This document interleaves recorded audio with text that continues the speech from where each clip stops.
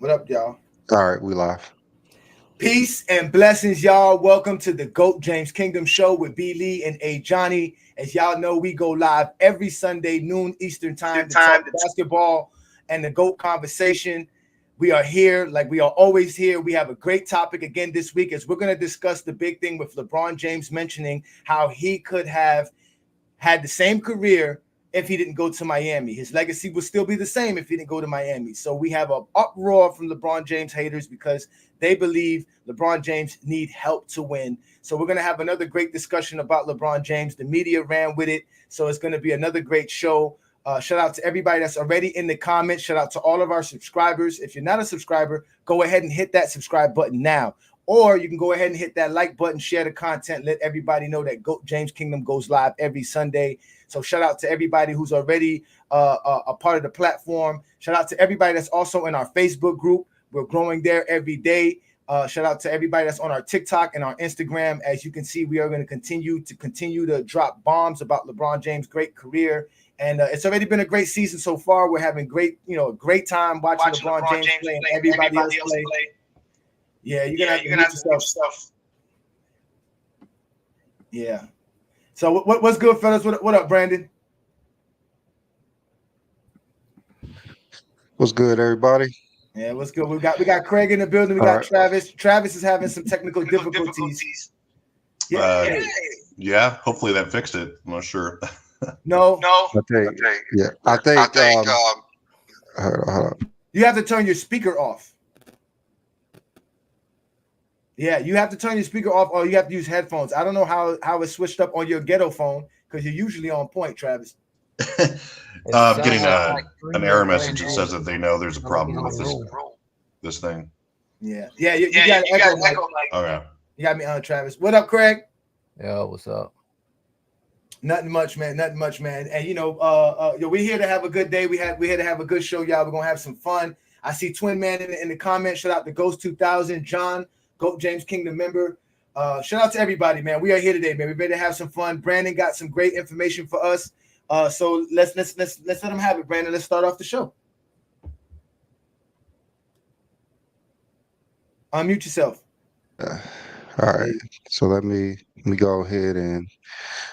So we all heard the talk about LeBron James and how dominant would he have been if he stayed, if he didn't go to Miami. So before I play the clip, Craig and Travis, what are your thoughts on it before I play the clip? I hate these hypotheticals, man. True. If they saying he wouldn't have teamed up with Wade and Bosh in Miami, he would have teamed up with someone else, or Wade and Bosh would have went with him to another team. Because if Wade and Bosh would have went with him to another team, then yeah, he would have still won championships with them. Now, if he went to another team without them, who knows?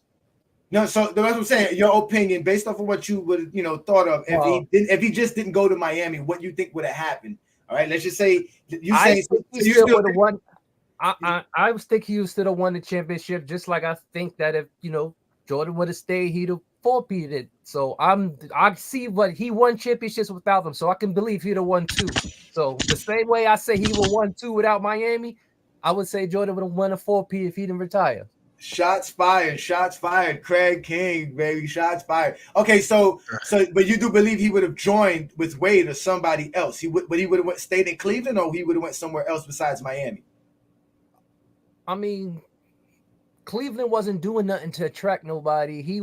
At that time he wasn't recruiting heavy like he is like he did when now, but he would have had to still leave. It wouldn't have been Miami. It would have probably been LA earlier. Who knows? He probably would have teamed up with Kobe. Well, LeBron did say he was trying to actually get players to come, but no one came. Come on, he was asking Antoine Jameson. Like, come on, he wasn't getting no real. Nobody wanted to come. He said he was asking everybody to come, team up with him, but nobody wanted to come. All right, let's let Travis speak. We got to be silent. So go ahead, Travis. Am I still echoing, boys? Yeah. Mhm. Yeah. Oh my god. Because are you listening to the show? No, it's literally an error that the internet says. You do have a ghetto phone. It's Android. It is Android. Yeah, you're not gonna be able to. It's the Android. It's you. It's you. It's an Android phone. They did give us. I don't know if you got the notification, Brandon. They gave us notification that they're having echo issues with Android devices. Well, let's just be quiet and just let him state what he have to state, and that's all. So if he's talking and we're not talking, it's fine. So go ahead, Travis. So the question was, would LeBron have the same career if he didn't go to Miami? Yeah. Okay. I mean, I don't think he would have had the same career. I don't think he'd have as many rings, just because who knows how long it would have taken to put an actual championship team around him. I mean, obviously he got Kyrie and Love over there later on, but I mean, he might have had the same, like, something statistically and whatnot, but I don't think he'd have quite as many rings. Maybe not as many, maybe, a couple less MVPs, but I just think it would have been slightly diminished, but he still would have been statistically a monster. All right, Ralph. Y'all came locked and loaded today. What up, Ralph? They came locked and loaded, yeah, Brandon. What up? They throwing shots left and right. Go ahead. What up, Ralph? What's good, brother?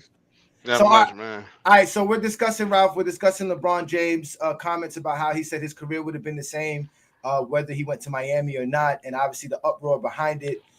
So what's your thoughts on what the comments was, and you have any hypotheticals of what would have happened if you didn't go to Miami in general? I mean,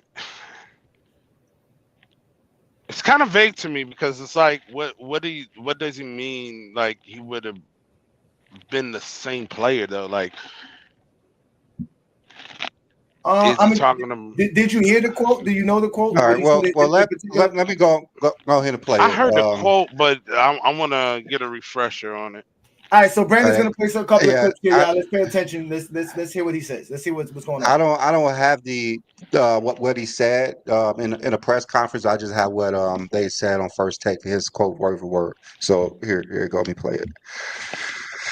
This level, no matter if I would have came here or not, let's not get it twisted. The 4 years I was here, it was amazing. I loved everything about it. Loved this franchise.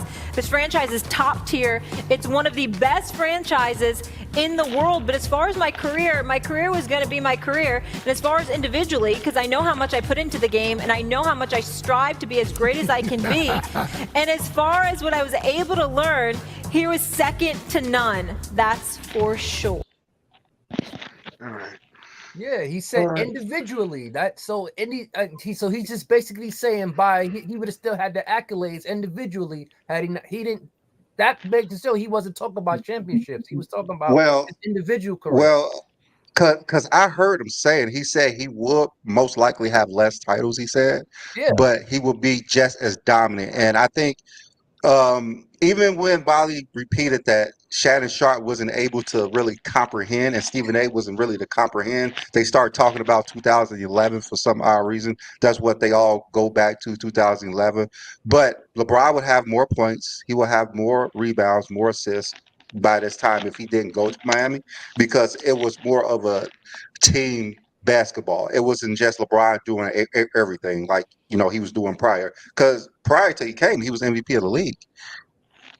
Like, LeBron was just as dominant. And I know they like to talk about 2011, but he had to take a huge step back so he could actually, become the player that he actually became by taking that step back. But LeBron James, without Miami, I think he would just be just as dominant. Yeah, he would just be just probably be more dominant as a individual player. And that's why I said if Wade and Bosh would have went with him to another team besides Miami, then he would have still won the championships. I don't think they're speaking up on that. I think it's more so of like him. It's not really a comment on Bosh or Wade. Like he's saying, like, if he would have not went there, he would be. I think statistically, yes, he still would have put up the numbers.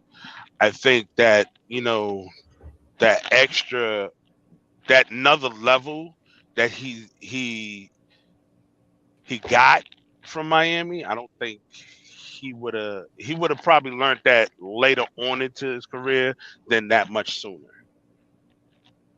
I don't know what he could have learned, but other than playing with better players. Nah, What did he learn? he learned more on how to like take his game to another level to where it's like it started to reflect on winning championships. I forget Because he had his players around best them to actually do season. things. He had his It wasn't best season because on the Heat.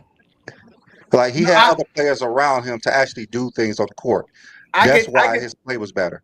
No, You play with better players, Nah, things going to improve for yourself. His translation got better. No, I agree with Brandon there, but I think what people are missing about the Miami culture is which is really the conversation. It's Miami culture, right? He came down here. It's Pat Riley. It's Dwayne Wade. It's the Heat were champions. Dwayne Wade was a champion. They know how to win. 5 years prior. Yeah, I know. They taught LeBron how to win. Blah blah blah blah blah blah blah blah. I believe what LeBron learned in Miami, what a franchise that's dedicated to winning looks like. Being in Cleveland, he didn't see that. Being in Miami, he knows now, the GM and the scouts and everybody, they're really doing their job. They're held accountable, not just the player. That's what he learned in Miami, how to be held accountable, how to hold other people accountable. He didn't know how to do that in Cleveland because he's in Cleveland. Everything was on him. Everything fell on him. Why is it on LeBron to drag players to Cleveland? Why does LeBron have to tell any player, yo, come play with me in Cleveland? Why you don't have the right scouting? Why you don't have the right everything so that you can develop a winning culture in your own team? So that's what he learned. To me, Cleveland didn't want to win. They was more so they just loved the fact that they was making money off of LeBron. They didn't care about winning. Yeah, but as far as LeBron James skill wise, everything like what Ralph's talking about, him taking it to the next level, he already did that. He already knew how to do that. He was MVP of the league, first team, all defense. The dude was great. Yeah, matter of fact, he would have got that without Miami. He still would have won MVPs. Yeah. He still would have won MVPs. And matter of fact, LeBron James would have won Defensive Player of the Year 2 times. I mean, he would have been. He would have won MVP the following year if he didn't go to Miami. The reason he didn't win MVP and Rose won it because Rose didn't put up the stats LeBron did 2010. Listen, it wasn't close. LeBron would have won a Defensive Player of the Year between 2011 and 2014 at least once if he would have stayed in Cleveland. That is a fact. They didn't give it to him because of what he did in Miami. He was vilified ever since that I'm taking my talents to South Beach comment. From there, LeBron became the world's most hated individual. That's it. So much they gave him a 2-time MVP back-to-back season. MVP is different from Defensive Player of the Year. It's a different Defensive Player of the Year. I don't know. They hated so much. I'm not going to make any comment on that. Yes, there's no way he would have won Defensive Player of the Year twice in a row. Yes, he would have won. He would have won. He should have won it 2 times in a row. No, he shouldn't have. It would have won 2 times in a row. How that team? Like he was the most dominant defensive player 2 years in a row. They gave it to by Will Richmond. What is that? Second team. Travis, come on, man. I'm talking. Like they gave it to a second team all defensive players. And LeBron was the leading vote. The coaches said LeBron James was the best defensive player on the court.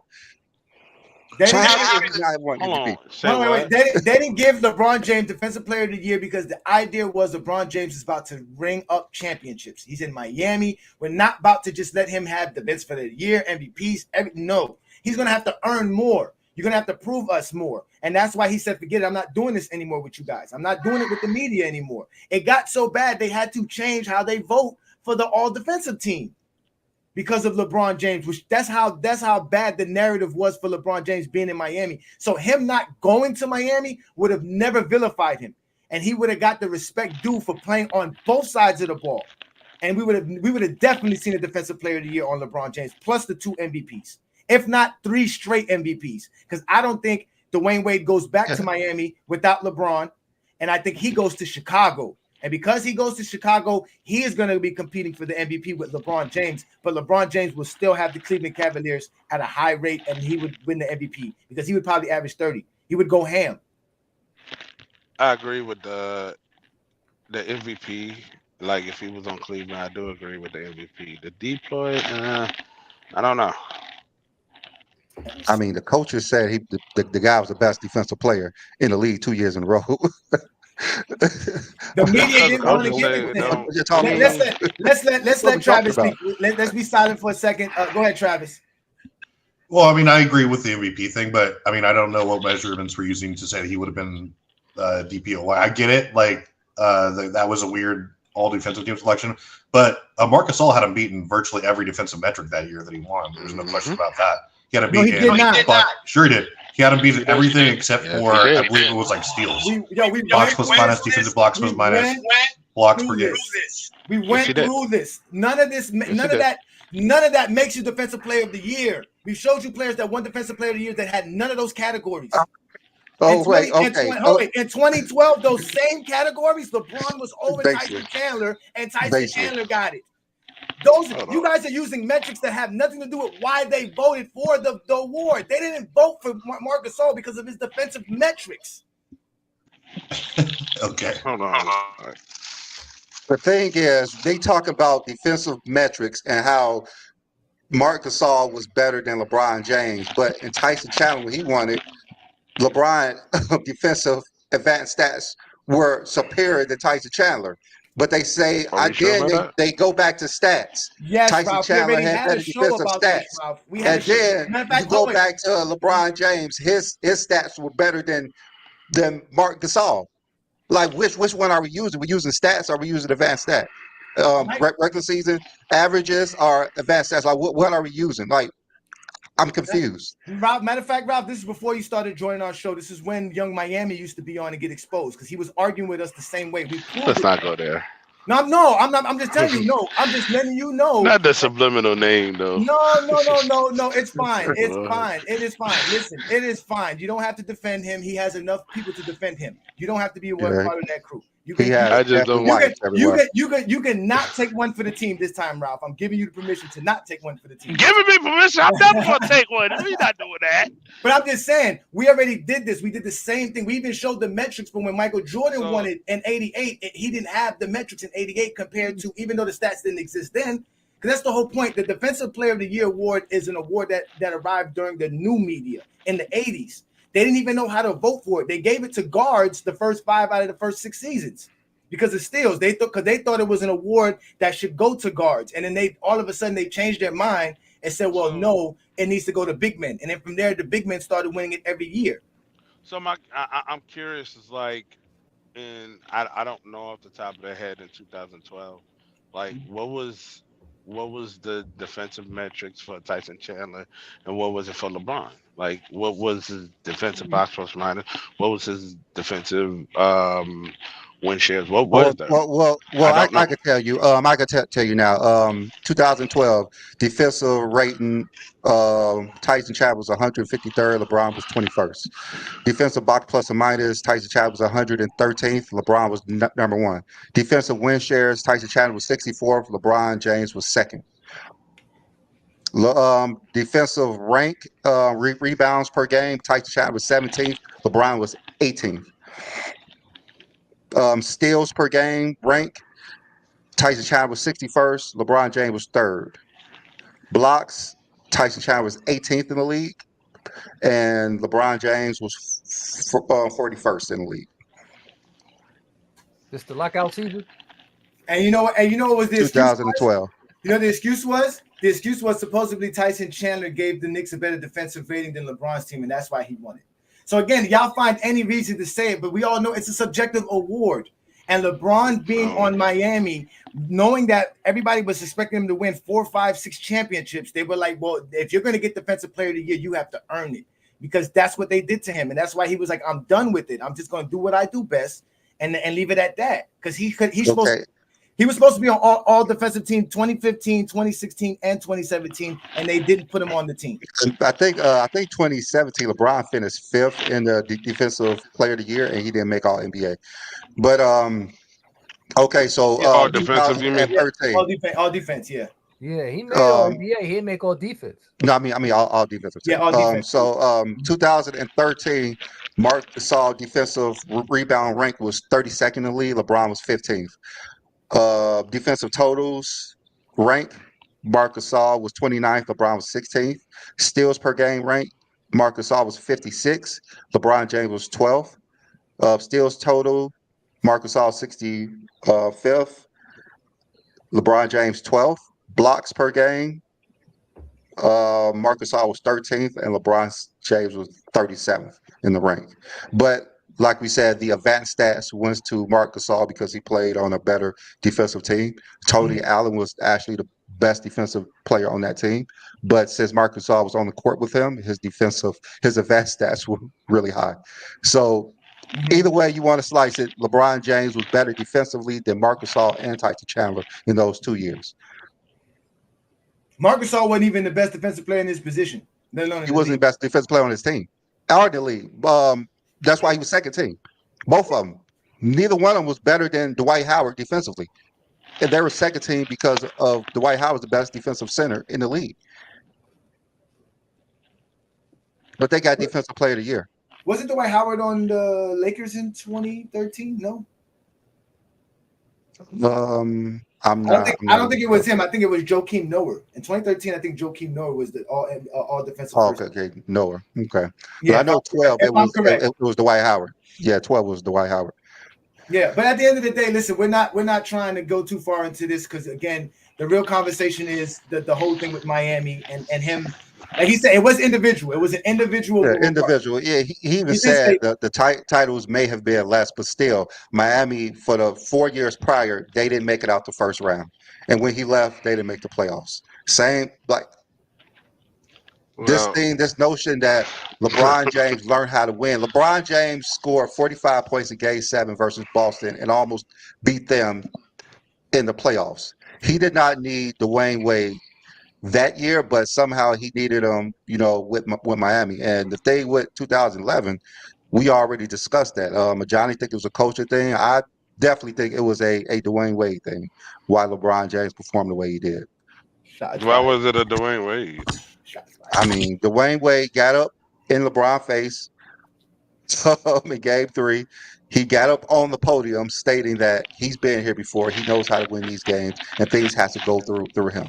So LeBron James took a complete step back, and they completely took LeBron out of the offense because of Wade. They made LeBron strictly a point guard in that series.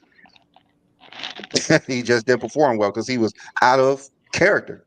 And it was all because of Miami, and things changed the following year because they knew Dwayne Wade was not going to be the player to carry them to a title. It had to be LeBron James. King John.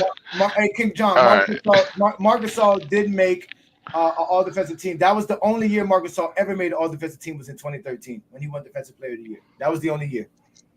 So that's it. But again, the whole Miami thing. We talked about the 2011 before. It was we can have a whole show about it again, but we're not going to do that today. It's not about 2011. It's about LeBron James and how he said, "I strive to be great," and he showed y'all that he did it. He's the greatest ever played. He didn't need Miami to be the greatest ever played. He basically say, "I would just be just as dominant if I didn't go to Miami," which is, I don't know how we could say that's not true. All right, but before you go to the next clip, Brandon, I want to ask you. I'm gonna go around. If he didn't go to Cleveland, if he didn't go to Miami and he didn't go to Cleveland, where else would LeBron went? What do you think, Craig? I mean, it was back then. There wasn't that many good teams. All the good teams didn't have the cap space to sign him. No, there were teams. So it was Cleveland or Miami, Chicago, Cleveland, and Miami. Those was the picks. New York was out of it. New York was out of it. New York was not out of it. New York was out of it. He said New York fumbled the bag. Let's let Travis in. Travis, where do you think LeBron would have went if he didn't go to Cleveland or Miami? That's tough to say. Like I said, I don't know exactly what the cap space was of those teams, but I mean, he probably would have definitely wanted to go to a competitor. I mean, around that time, you could have maybe had. I don't want to say Chicago, but who knows? It's up in the air. I mean, I think Miami. Miami really wanted him. I don't think the Lakers was out of the question because they were starting to get into a rebuild because of all their injuries, but. It's tough to say. I think it's tough. I really don't know. Besides Miami, because Miami turned out to be a great choice. So, all right. Ralph, what about you, Ralph? I think if it wasn't neither one of those teams, it would have been Chicago for the fact that you had a young Derrick Rose there. They had great pieces there.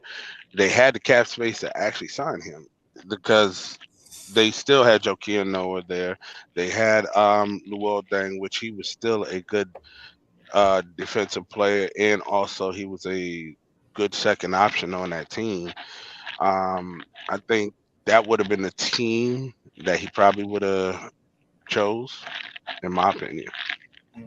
There's no GOAT debate if LeBron goes to Chicago. I'm telling you that now. Yeah, I was gonna say that too. Brandon, what do you think, Brandon? What do you think, Brandon? Where he would have went if it's not? But Miami? a logical spot that would have been the case because you got to remember D Rose. What was it, like his third year? He was 21. Yeah, so third year. I think. Yeah, so like he was. Year. I think that would have been a logical. I don't even know. I think he might have just would have stayed if he didn't go to Miami. Yeah, that's what I'm saying. There's no GOAT debate. I think he would have stayed. Chicago. Yeah, I don't think he goes to Chicago, even though Chicago would have had the cap space. You ain't getting 6 in Chicago. Ain't no unless they had two spots. Yeah, unless he was gonna go with Wade, because I do believe that's where Dwayne Wade was gonna go. I think if the Dwayne, that's why the whole Heat coaching thing was funny because I believe we almost lost Dwayne Wade if it wasn't for LeBron. He actually saved the culture. Yeah, I don't think LeBron cared about the GOAT debate in year 7. I don't think I really cared if he went to Chicago. It's just something that wasn't really talked about. I mean, they say that now, so it don't really matter. It would have been worse. Now, it would have been bad. I think he would have got. I think it was like he's really trying to be Jordan now. You're wearing his number. Like, Jordan got 6 on the Bulls. LeBron got you 2 on the Bulls. I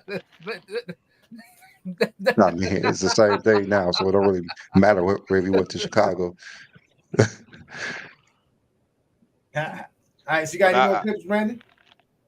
Oh yeah, so I just got the Gilbert Arenas clip that he was talking about it. Yeah, bring it up. I want to talk about Gilbert Arenas. My boy Gil's always on point with this Miami thing to solidify my career. They needed him. He didn't need Miami. They needed him. So you don't think like the Heat culture, all that stuff? What is the Heat culture? Dwayne Wade and his championship before he got there. The championship that D Wade won. Oh, because they traded for a generational player by the name of Shaquille O'Neal, brought in Gary Payton, brought in all these other players to build with Dwayne Wade so they can win a championship. That's what the Heat culture is, because all their championships was bought with generational players.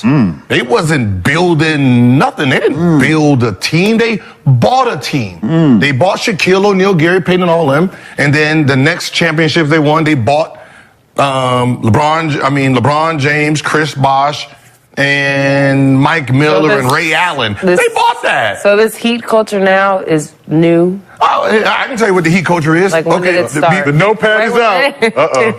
Before LeBron got there. He said it was bought. It wasn't bought? Those players was inherited? Because if you can say that about them, you can say that about all the teams that actually he's champions. When you're talking about Heat culture, then Heat culture should look like Golden State culture. Why should it? And then it wouldn't be Heat culture. Because it would be Golden State culture. No, what I'm saying is they drafted those players and built them. Right? You're pretending you're building these players because before LeBron got there, first round loss. It says 15-67. First round loss. Then LeBron and the crew came, and then they went to the championship, and then they won a championship, and then they won a championship, and then they went to the championship. LeBron left. Wade and the Heat culture and Bosh is still there. No playoffs.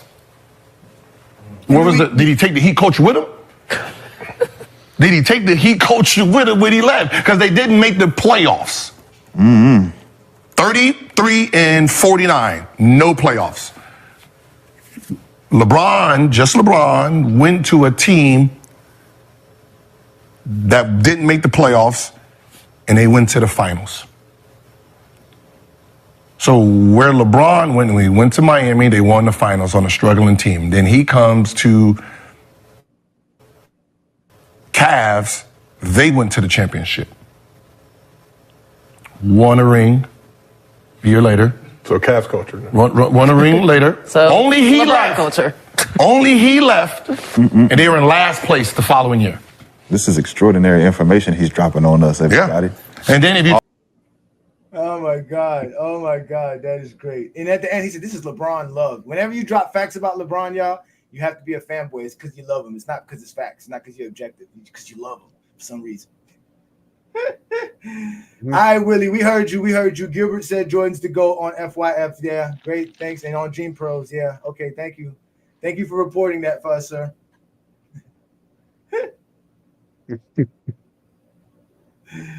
Go ahead, Brandon. My bad. Go ahead, Brandon. All right. Well, that's just what I've been saying for, a few years about, Miami and LeBron. Miami wasn't that good of a team. They couldn't make out the playoffs. I mean, out the first round, they just was not a dominant team. Dwayne Wade couldn't get them out the first round. Yeah, he got them out the first round like 5 years prior when they had Shaq, who was still putting up big numbers. But, when LeBron came there, it was different. It was different. LeBron changed that franchise around. I mean, went to the finals 4 straight years, won 2 of them. Then after that, Dwayne Wade, he was older at that time. I think Dwayne Wade's last dominant season was 2012 anyways. But then again, it's the same thing I've been saying over and over again, what Gilbert Arenas said. Look how you praising these 90s plumbers. I love it here. This episode is a great episode. Let's give it up for the 90s players. Let's give it up for these players who couldn't win shit in the 90s, but somehow became champions in the 2000s. Let's give it up for them. Who's that? Who's that? Gary Payton. Shaquille O'Neal. Who said they were plumbers? Oh, they think that's Jordan's competition. They are plumbers who couldn't win shit. That's all I hear. I remember I heard Shaq was in his young and Gary Payton was young. That's about all. How Gary Payton was in his 6th season when he lost to Jordan? Yeah, but Gary Payton was in his 4th season, like 3rd or 4th season. He came in 92. And Gary Payton was in his 17th season. Hold on. We're not going to sit here and lie. Gary Payton was not driving no damn 1989. So come on now. He was drafted in 1990, right? 1991. 92, I believe. No, he was. Hold on. He was drafted in 90. No, he was drafted in 91. I think he was drafted before Shaq. Shaq was 92. But it don't matter. Craig's little nonsense about plumbers. That whole Heat team, like I always told y'all, make any sense. Listen, like I always say, wait. That's if y'all want to put it like that. Shaq was the end all be all. LeBron had Shaq. I mean, Shaq won three titles before Miami. What are you talking about? Shaq won 3 titles before Miami. Listen, we just gonna ignore Shaq's whole entire career. Just gonna ignore Shaq's whole entire career. With LeBron? He won 3 titles before Miami. Team up with LeBron? Again. He was the same age as what? Dennis Rodman when Dennis Rodman teamed up with Gary, Jordan in Chicago? Gary was drafted in 1990. Now you don't want to use averages? What was he averaging, Craig? What are you talking Gary about? Payton was No. Gary Payton was drafted in 1990. What was Shaquille O'Neal averaging when he was with LeBron James? What, like 13 points? Oh, so that was what he was doing with Dwayne Wade? I'm just saying. No. I'm just answer my question. Was a lie? Answer my question, Craig. Did he do this? Did he average 13 points per game with Dwayne Wade? Did I lie? What I said, did I lie? Did I? In the finals, he did. Yeah, you lied. You said that Shaq was the same Shaq. I said Wade won a ring with Shaq and LeBron. That's not the same Shaq. That's not the same Shaq. The same way the 96 Gary Payton is not the same as 2006 Gary Payton. Yes, you just lied. You lied. Okay. It's not the same Shaq. Oh, well, Gary Payton was. You compared the league leading rebounder to Shaquille O'Neal averaging 13 points per game and 6 rebounds. That's what you just did. What did I say? Did I say was a lie? Did Shaq not win with Wade and not with LeBron? That's not the same player. You make it seem like it's the same player. ID number or something? It's not the same player. I mean, that's like saying Did I- Jordan did I couldn't Shaq win. was- That's Did that's, I that's, lie? Shaq was Did all I lie? NBA. Are you calling Shaq me a was liar? yes, you are a liar. All right, so put what I say and call me a liar. That is a liar. that's like saying Michael Jordan couldn't win with Rip Hamilton, but Ben Wallace could. You know, it's just It's ridiculous. facts. He couldn't. It's It just didn't ridiculous. happen. What the fuck? It's just a ridiculous comment. It didn't happen. That's not Gary a lie. Payton It was didn't happen. drafted in 1990, by the way. Yeah, that's what I said. 91 or 90. 6 knew it was in the seasons, like 90s. I said. Fuck. No, but what's it called? Again, the Miami Heat was exactly what he said. The Heat culture was never built by rookies. Pat Riley doesn't like playing rookies. He don't like starting rookies. He never liked it. He never wanted to start Dwayne Wade. He never wanted to start Caron Butler. He never wanted none of those guys. That's why he went and got Lamar Odom. The Miami Heat franchise have always done that. As soon as he got his papers as the Miami Heat president, he went and got Lonzo Mourning. Gave Lonzo Mourning the biggest contract in NBA history at the time. So Shaq came out right after him. Then he went and got Tim Hardaway, Jamal Mashburn. Who else? Eddie Jones.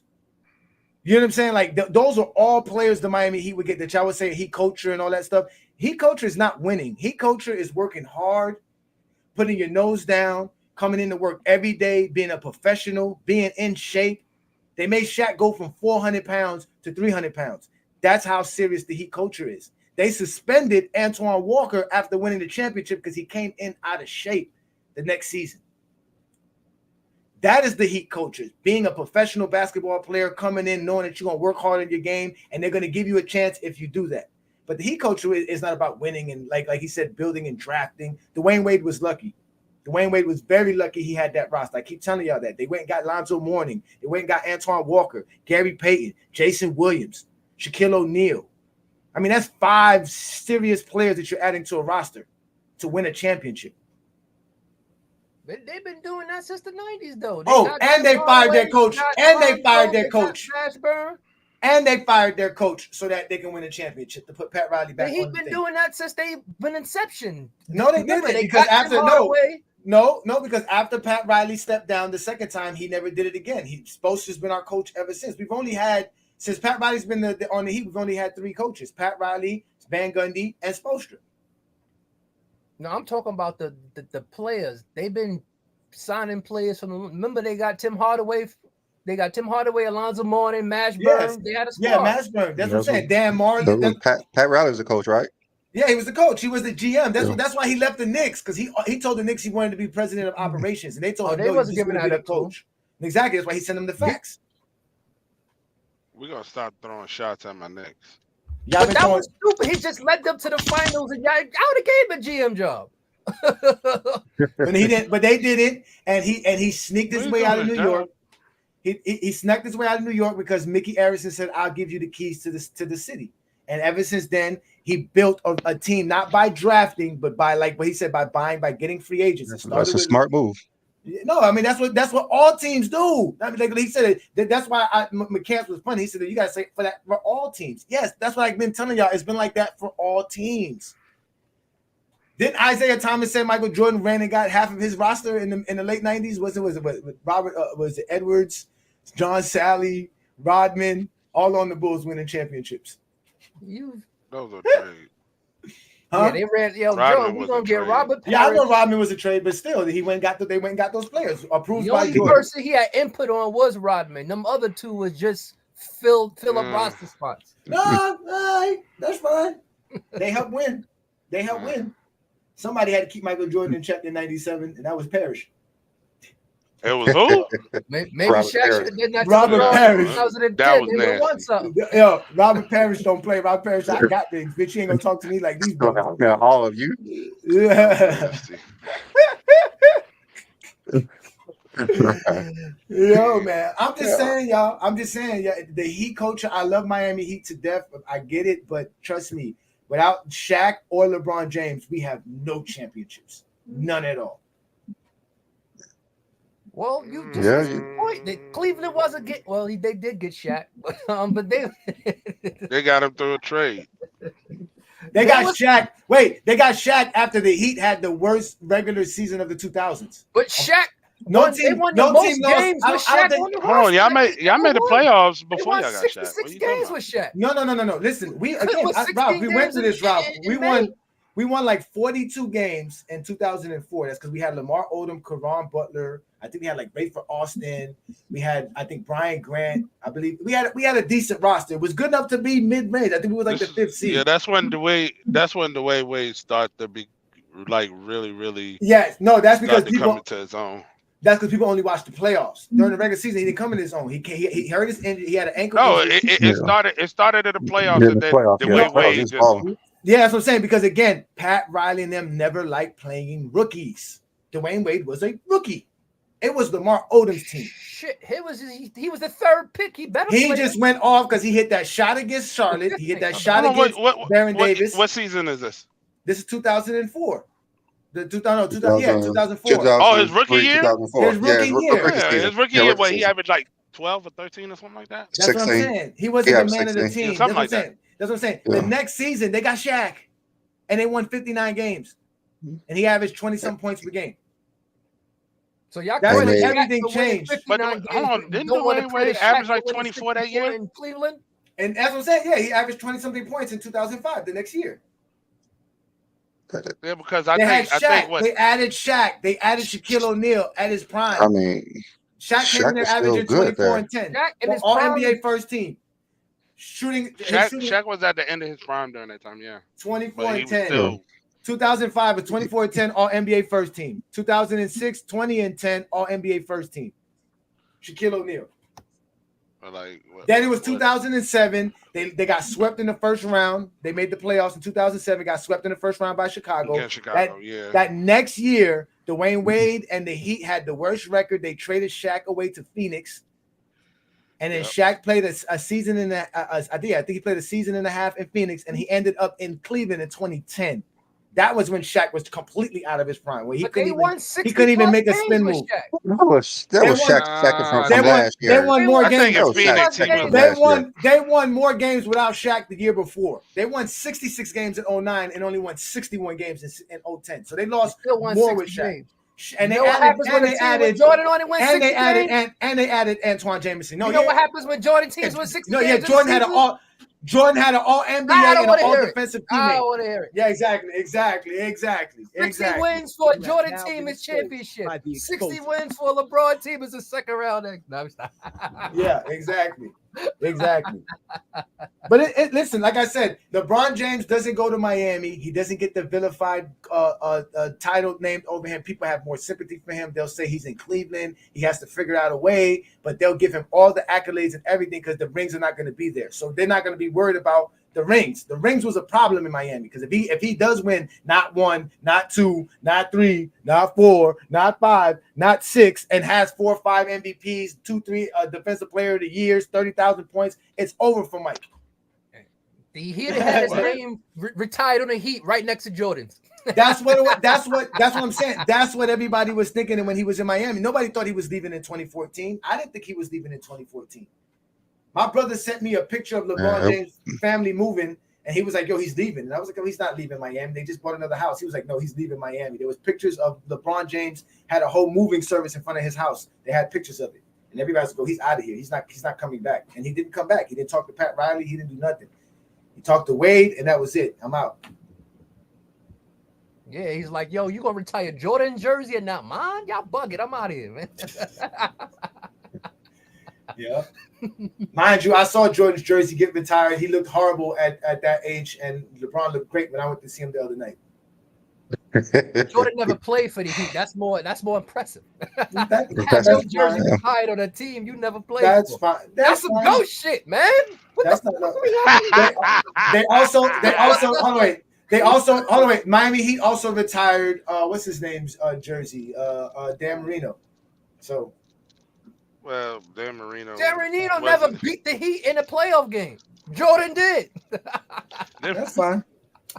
That's a different sport. Jersey retired on a team. Don't worry. When my boy got his jersey retired in 3 different Jordan arenas, beat the Heat so bad they had no option but to retire his jersey. How did he beat the Heat so bad? Well, he's an expansion team. He beat all those expansion teams. Yeah, good players then too. Don't do that. Yeah, expansion teams. Glenn Rice was nice. Yes, but Jordan had better players. Yeah, Harold Miner. Yeah, had a baby Jordan couldn't get it done. Why? Because he won a slam dunk contest? They called him the next Jordan. Yeah, because the slam dunk contest is what Jordan was known for. It's dunking, not winning. Oh, so it's not about the 6-0. I'm glad you mentioned it. It's not, because in '92 when Jordan was the GOAT, he wasn't 6-0. He was 1-0. Not that. It's never been about winning with Jordan. No, when Harold Miner won that was prior. When Harold Miner won the slam dunk contest, it was '92. Oh, you talking about when he won the? Yeah, Isaiah Ryder won it in '92. He didn't play to what? He won the following '94. You sure it was? Nah, it wasn't that late. I was in elementary school when he won it. Yeah, because I remember Harold Miner won in '94 finals, and Harold Miner came. You sure it was No, I was in elementary school. I wasn't in elementary school. Well, Harold Miner won it twice. No, the first time he won it when he did the dunk. Yeah. First one. Which one? What year was that? Yeah, I forget. I'm gonna look it up. But the only thing I know. No, it was '91. I remember I was still living. 93 and 95. I told you 93. Okay, he wasn't drafted. He was. So he won in 90. Okay, I thought 93 and 95 with some weak dunks. All right, so Jordan had 2 championships. Then he was 2-0. Yeah. See, I just be making up numbers in your head, man. I thought y'all. No, I thought it was 92. I was again, like I told y'all, like I always tell y'all, you don't remember what you ate last week, but y'all gonna remember 1996 all the time. Well, you old. So we talk about 1996. Who won the that? Kobe won in '96. Talking about. Right? No, 97. Kobe won in '97. 97. Yeah. Was it Brent Berry? Brent Berry won. Yeah, Brent Berry. Yeah, that's when he was with the Clippers and he jumped from the free throw line. Yeah, he did. He did it in a jumpsuit. Damn, so he wore his jacket and did. So Harold Miner won it in '93. Okay, wow. So that definitely changes my whole chronological history in life. Oh my God. He actually won it before Jordan won a title in '93. So you was right. Jordan only won 2 at that time. No, I know that, but in my mind, I thought by '93 I was living somewhere where I wasn't living, so I was still living at a certain time in my life in '93. Because I remember when he won it, I remember everybody went crazy. It was here in Miami. I could have swore it was earlier than '93, but I guess it was 1993. That's crazy. That was 30 years ago. Wow. Old ass. Yeah, I was 10. I was 10 years old. Like I said, I was 10. Damn. Yeah. And we were lucky to be able to watch it because, we had only one television. If grandma didn't want to watch TV. I was 9 years old, so. If grandma didn't want to watch TV, we wasn't watching the game. So we was lucky. Yeah, that's the time where, real basketball fans watch all the games. They watch what, like 15 games that year? I had illegal cable, so I watched a lot of basketball. Oh man! So you know what? I got a lot of hypotheticals because today's show is about hypotheticals. Listen. All right. So what I wanted to talk about else was Rich Paul and Shannon Sharp. It was a while ago. They were talking about why people hate LeBron. Okay. Why people do not like LeBron and all this other stuff. And I'm gonna just. It's a long clip. I don't want to play the whole thing, but I'll like play like a minute of it. Because it's kind of long. It's like 3 minutes. And I don't feel like watching another long clip, but let me just play it for like a minute. And you're the closest to the story, so you would know. What is with the vitriol of the older players towards LeBron? It seems like a lot of the old players don't want to give this younger generation the credit that they deserve. Yeah. But it seems like a lot of the ire is pointed at 23.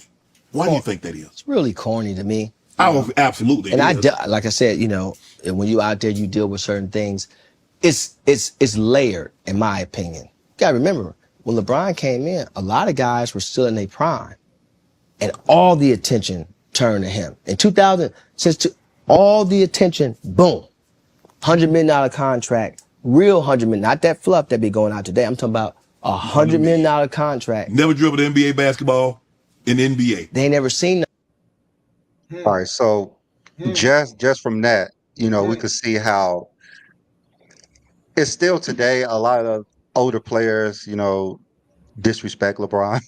You could just, see it. But, as LeBron continues to play, more and more players are like more, talking great things about LeBron. Like we already seen it with Paul Pierce and like Kevin Garnett. They're, praising LeBron, what LeBron is doing, because no one could continue to do what LeBron James has done in history. Like we just never seen it. We've seen it with Tom Brady, but we never seen it with a basketball player. So when they talking about when LeBron James came into the league, everything shifted to him, and they were in their primes. They were winning titles and all this other stuff. Like as you see, like Rasheed Wallace was saying that LeBron James couldn't play at his time when he was actually playing with him. Like that kind of narrative continues to like follow LeBron James around. Like he's just not the greatest player, like a great player that we have seen. Like there has been better. There's been better LeBron, and they just will not give him his credit. It's kind of odd, I think, that if you grew up in that fraternity as an NBA player, you would want to congratulate, give players their flowers. And it seems like LeBron James is probably the only player that don't get those flowers more often as he should.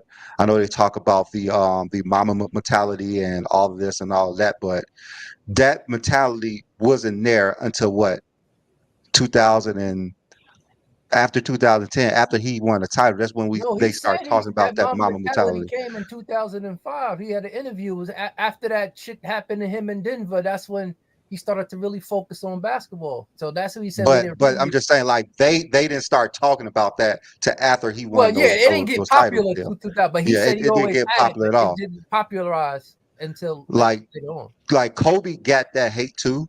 People didn't really like Kobe at all.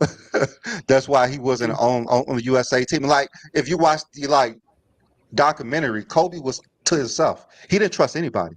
Kobe was sitting by himself. He got with all these young players, and all of a sudden, he's more vocal about things. He's a better leader.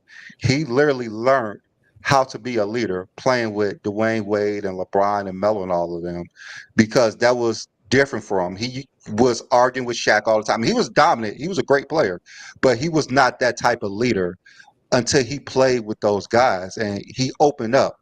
He was more open during that time. We all saw it. We all saw the documentary, how they brought him out of his shell. And as we see later on, Kobe in his career, he's training players. He's talking to them more. And Rich Paul talked about the reason LeBron James sometimes gets disrespected is because of he's too friendly with people. He would say what's up to people all the time, and you just think of him as a friend. And before, like Michael Jordan and Kobe would just walk past you, and it was that I'm not even good enough to actually have a word spoken to me and in their presence. So it's more of a aura around them than LeBron, because LeBron's all cool with everybody. LeBron's more interpersonal, because just like right here, look what Willie said. Willie said the more Jordan doesn't comment to crazy, the more respect he gets. Jordan doesn't care about nobody's critique, silence, lies. Jordan is one of the worst when it comes to that. You say anything bad about Jordan, he doesn't even talk to you no more. The way he did to Charles Barkley. Charles Barkley, yep. Now to make that comment about Kobe Bryant, to add on that, it wasn't the team, it was LeBron James. It was specifically LeBron James that got Kobe Bryant opened up. When Kobe Bryant showed up to that 2008 Olympic team, nobody knew who Kobe Bryant was. They had no idea. They just knew him on the basketball court as a player. He went in there with a serious mind state, because that's Kobe Bryant. But LeBron James literally opened it up. Jason Kidd mentioned how LeBron James used to have these things where he used to have intros every morning in practice for every player. I've seen that. And he said after a while Kobe couldn't keep the serious look no more. He eventually started laughing and joking. There's the story of how he was he did the birthday cake. He was like, it's Kobe's birthday, we're gonna sing happy birthday for Kobe. And you hear even Kobe fans say LeBron really loved Kobe at that time. That is something that even 50 Cent says, what Brandon said about how being too interpersonal with your fans could destroy your aura. 50 would always say about how he doesn't do the clubs and try to be around his fans because why would they spend $100 or $200 to see you at a concert if they can see you at a club or if they can see you at a restaurant?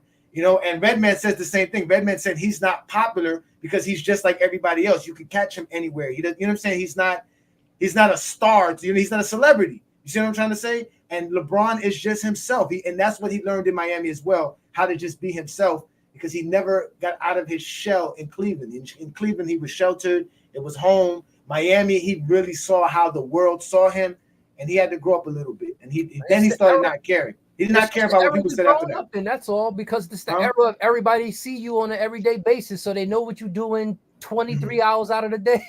So you know someone doing every single day, you're not gonna really care what they're doing because you can see it right there. I just click on Instagram, see what he's doing. So it's And one more thing, that $100 million thing is true too as well, because those older players did not get paid too well for all that they gave to the game. They do have good supplements for players who are retired in the NBA, but to give a kid $100 million and never dribbled the basketball in professional, you can see how that rub a couple of, again, he came in, even his peers, even his own peers was kind of hating on him. So that was a Nike contract, right? Yeah, Nike contract. Let's let Travis speak. My contract was like a $90 million, I believe. So. Yeah, that's what he's saying. $100 million was $90 million. That's what I'm saying. It's basically he rounded it to $100 million. But let's let Travis speak, because we can't talk while Travis talk. Go ahead, Travis.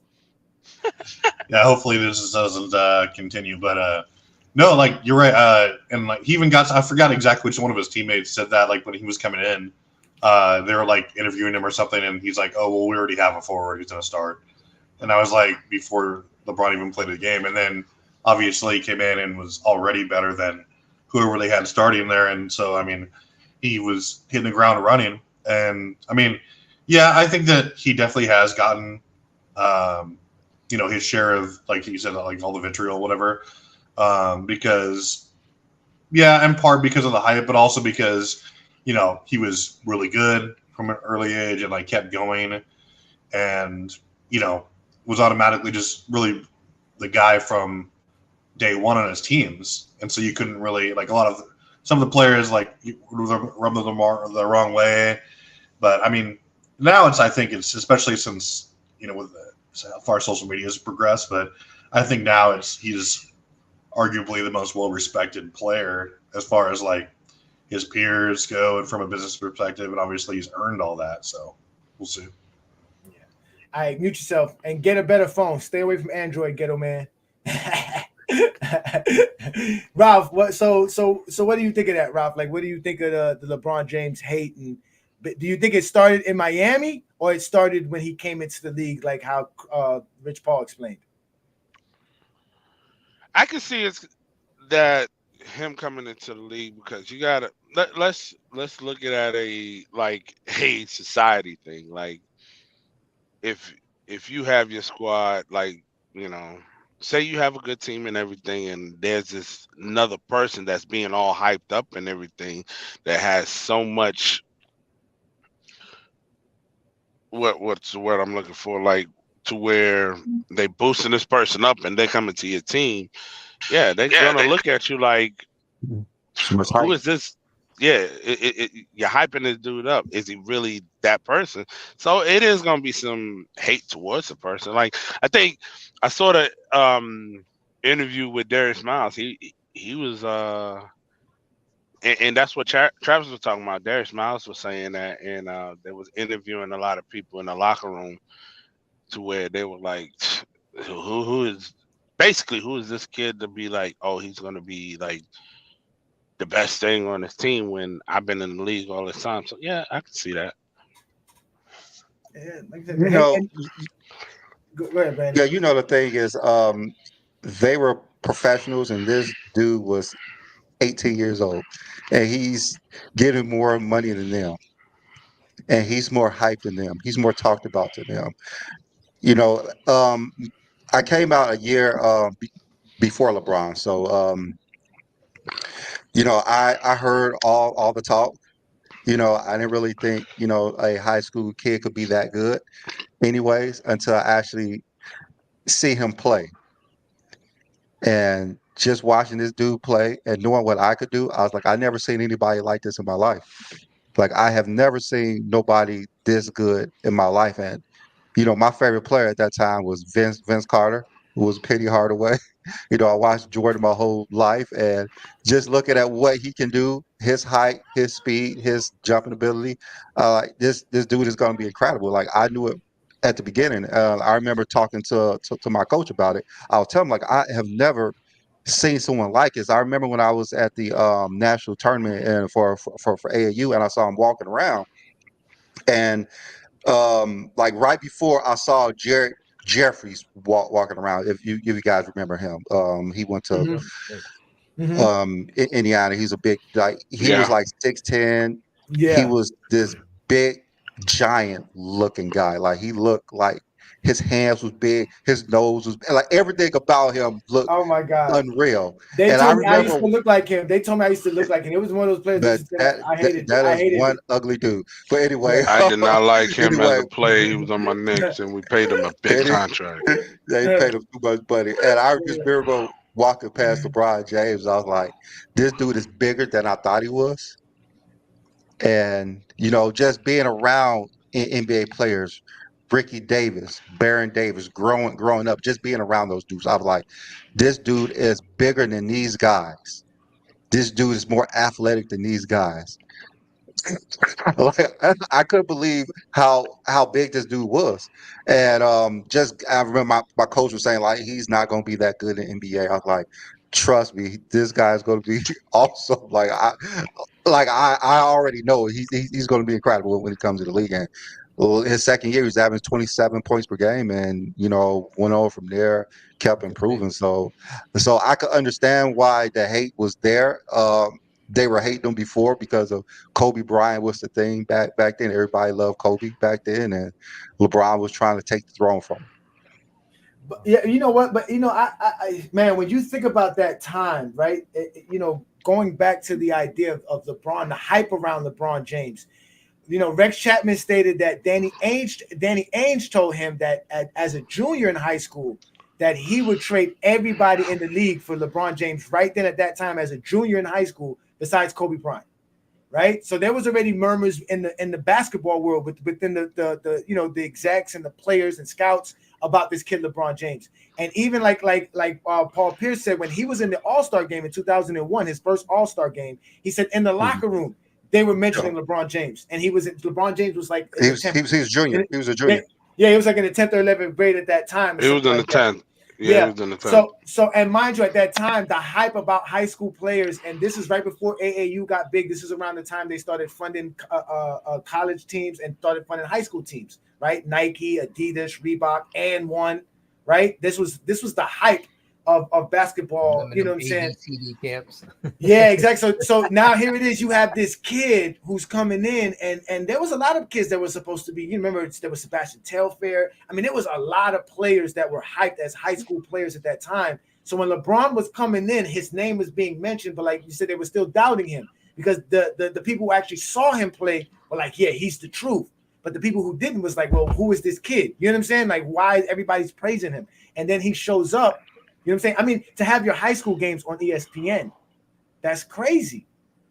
And that's basketball. That's high school basketball. I understand high school football. We know high school football has been on ESPN, but he had high school basketball games on ESPN. They had one on ESPN. Oh, come on now. But I'm just saying that's how. But so I get that hate. On ESPN. but I do think that's hate. But it's not from the media itself. That's from his peers or like the older generation. But his peers, this is the funniest thing. LeBron James's peers are retired. So the Kevin Garnett's, the Paul Pierce's, what Rasheed said was like 5-6 years ago. I don't even think Rasheed Wallace feels the same way today. But at the end of the day, all those guys he played are all retired. Everybody, he's the oldest player in the league. I mean, things are changing. Like even Dwayne Wade last year, like he's always said Michael Jordan's a GOAT, and now he's saying there's no such thing as a GOAT. It's GOATs of eras now. Like people are changing their narrative for what LeBron James has been doing. And I was talking to somebody about someone who won't come on the show anyway about the GOAT, and everybody know. I think Jordan, LeBron, one and two. I don't care which order you have them, but I was saying, huh? No, someone said I'm watching MJ dunk highlights after. No, I'm gonna go smoke me a blunt after this. He's in the guy in the comment is basically saying that Jordan fans don't have nothing to do but watch old highlights. So they need to like leave us alone. Like that's why he's making fun of. Yeah, but Craig, you're the leader, Craig. They love you, Craig. You're the leader of the GJK MJ delegates. They love you, Craig. Is definitely the leader. He's definitely the leader. But anyways, I was telling him that the reason I think LeBron James is the greatest of all time because I believe he had the greatest career of all time. And he said that that may be true, but Michael Jordan had the greatest peak of all time. So so we was like debating like which one makes you the GOAT?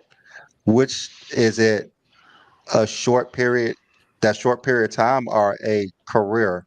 Because if you see more NBA players are going more towards what LeBron has been doing, even at 21. If we watched him last game, the dude still scored 30 points a game, year 21. Still, we're not gonna mention Houston though, right? We ain't gonna mention that Houston game though, right?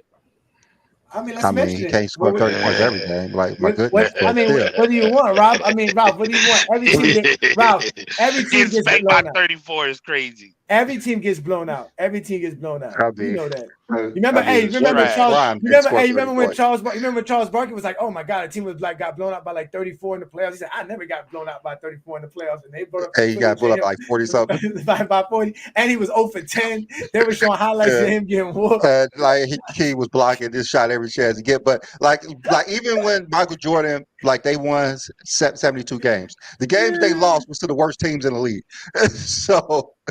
So you just don't beat everybody in the league. Like you just do not beat every time in the league. Like just like the Chiefs. The Chiefs are like the best NFL team, and they lose to the worst teams.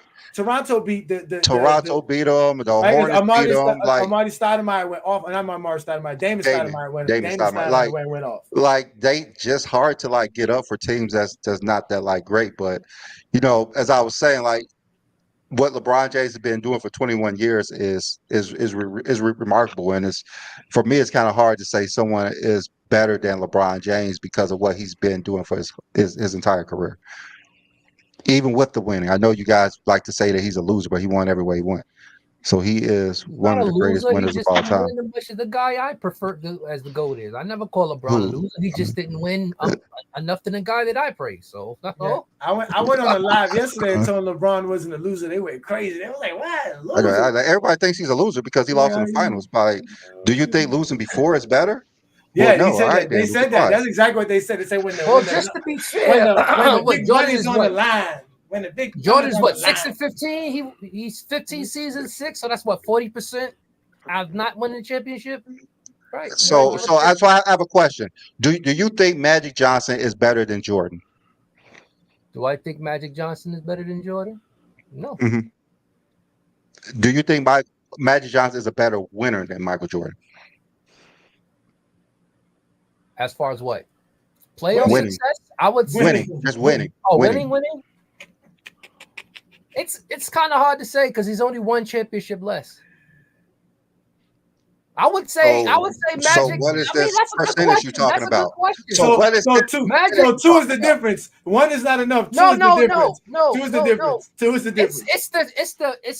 It's the how much time it's the 2 and compared to it's what he 4 did when to 20. he played. Okay, that's what you're saying. Okay, it's 4 to 20 instead of 5. 9 and 12 seasons. How many seasons has Magic played? 13, right? 12. He played 13 because he came back in 96. He came back in 96. Yeah. So, okay. So, all right. So he got 5 and 13. Jordan got 6 and 15. 6 and 15. Yeah. And plus he went to finals 9 times. So sometimes that argument about the eras, like I always say, LeBron won the most in his era, went to the most finals in his era. Jordan's the same thing, Magic the same thing, Russell the same thing. So it's kind of hard to take what LeBron did. Yeah. Well, you want to put the link up? Well, I mean, if you still want to do a show, we can keep going. If we still want to talk, we can put the link up. My Jets don't play tonight, so I don't really. Yeah, Chiefs off today. Yeah, my Chiefs off today, so I can relax. Yeah, we just put the link up. Shout out to everybody in the comments, man. We see y'all having fun. Y'all supposed to have 3 losses, yo. Hey, I never seen somebody get so cooked in the comments more than Liddy, man. Liddy, you need to change your name to Barbecue because you just be getting cooked, bro. I don't understand what's going on here, bro. They just be going in on Liddy. All right, I see Twin Man coming in and saying the same thing about the Android and Chrome. He's gonna have a echo. Yeah, don't come with no Android phone. If you got please ask your guests I got to an wear a Android headphone. phone. I'm not echoing. That's just operator. It says on Chrome too. So if you're using Chrome, that's probably what's going on. I'm using Chrome on a Mac. I'm using Chrome. They got what's it called upset there? They got Travis. Something wrong with Travis. Travis is the FBI. Let's see what happened to him. Twin Man, come up to me. Yeah, Travis recording us. Oh yeah, he's Twin Man. Yeah, no, Twin Man's infected too. Twin Man got the virus too. Got the virus. They got the virus too, man. Mute your ghetto phone, man. Mute your ghetto phone, man. Your little ghetto Android. I got an Android too, man. We not doing Try that. to use something. Hey, are you using Chrome? I don't know what they're using. Hey, Rob, are you using Chrome? Yeah, I'm using Chrome. Oh well, I don't know.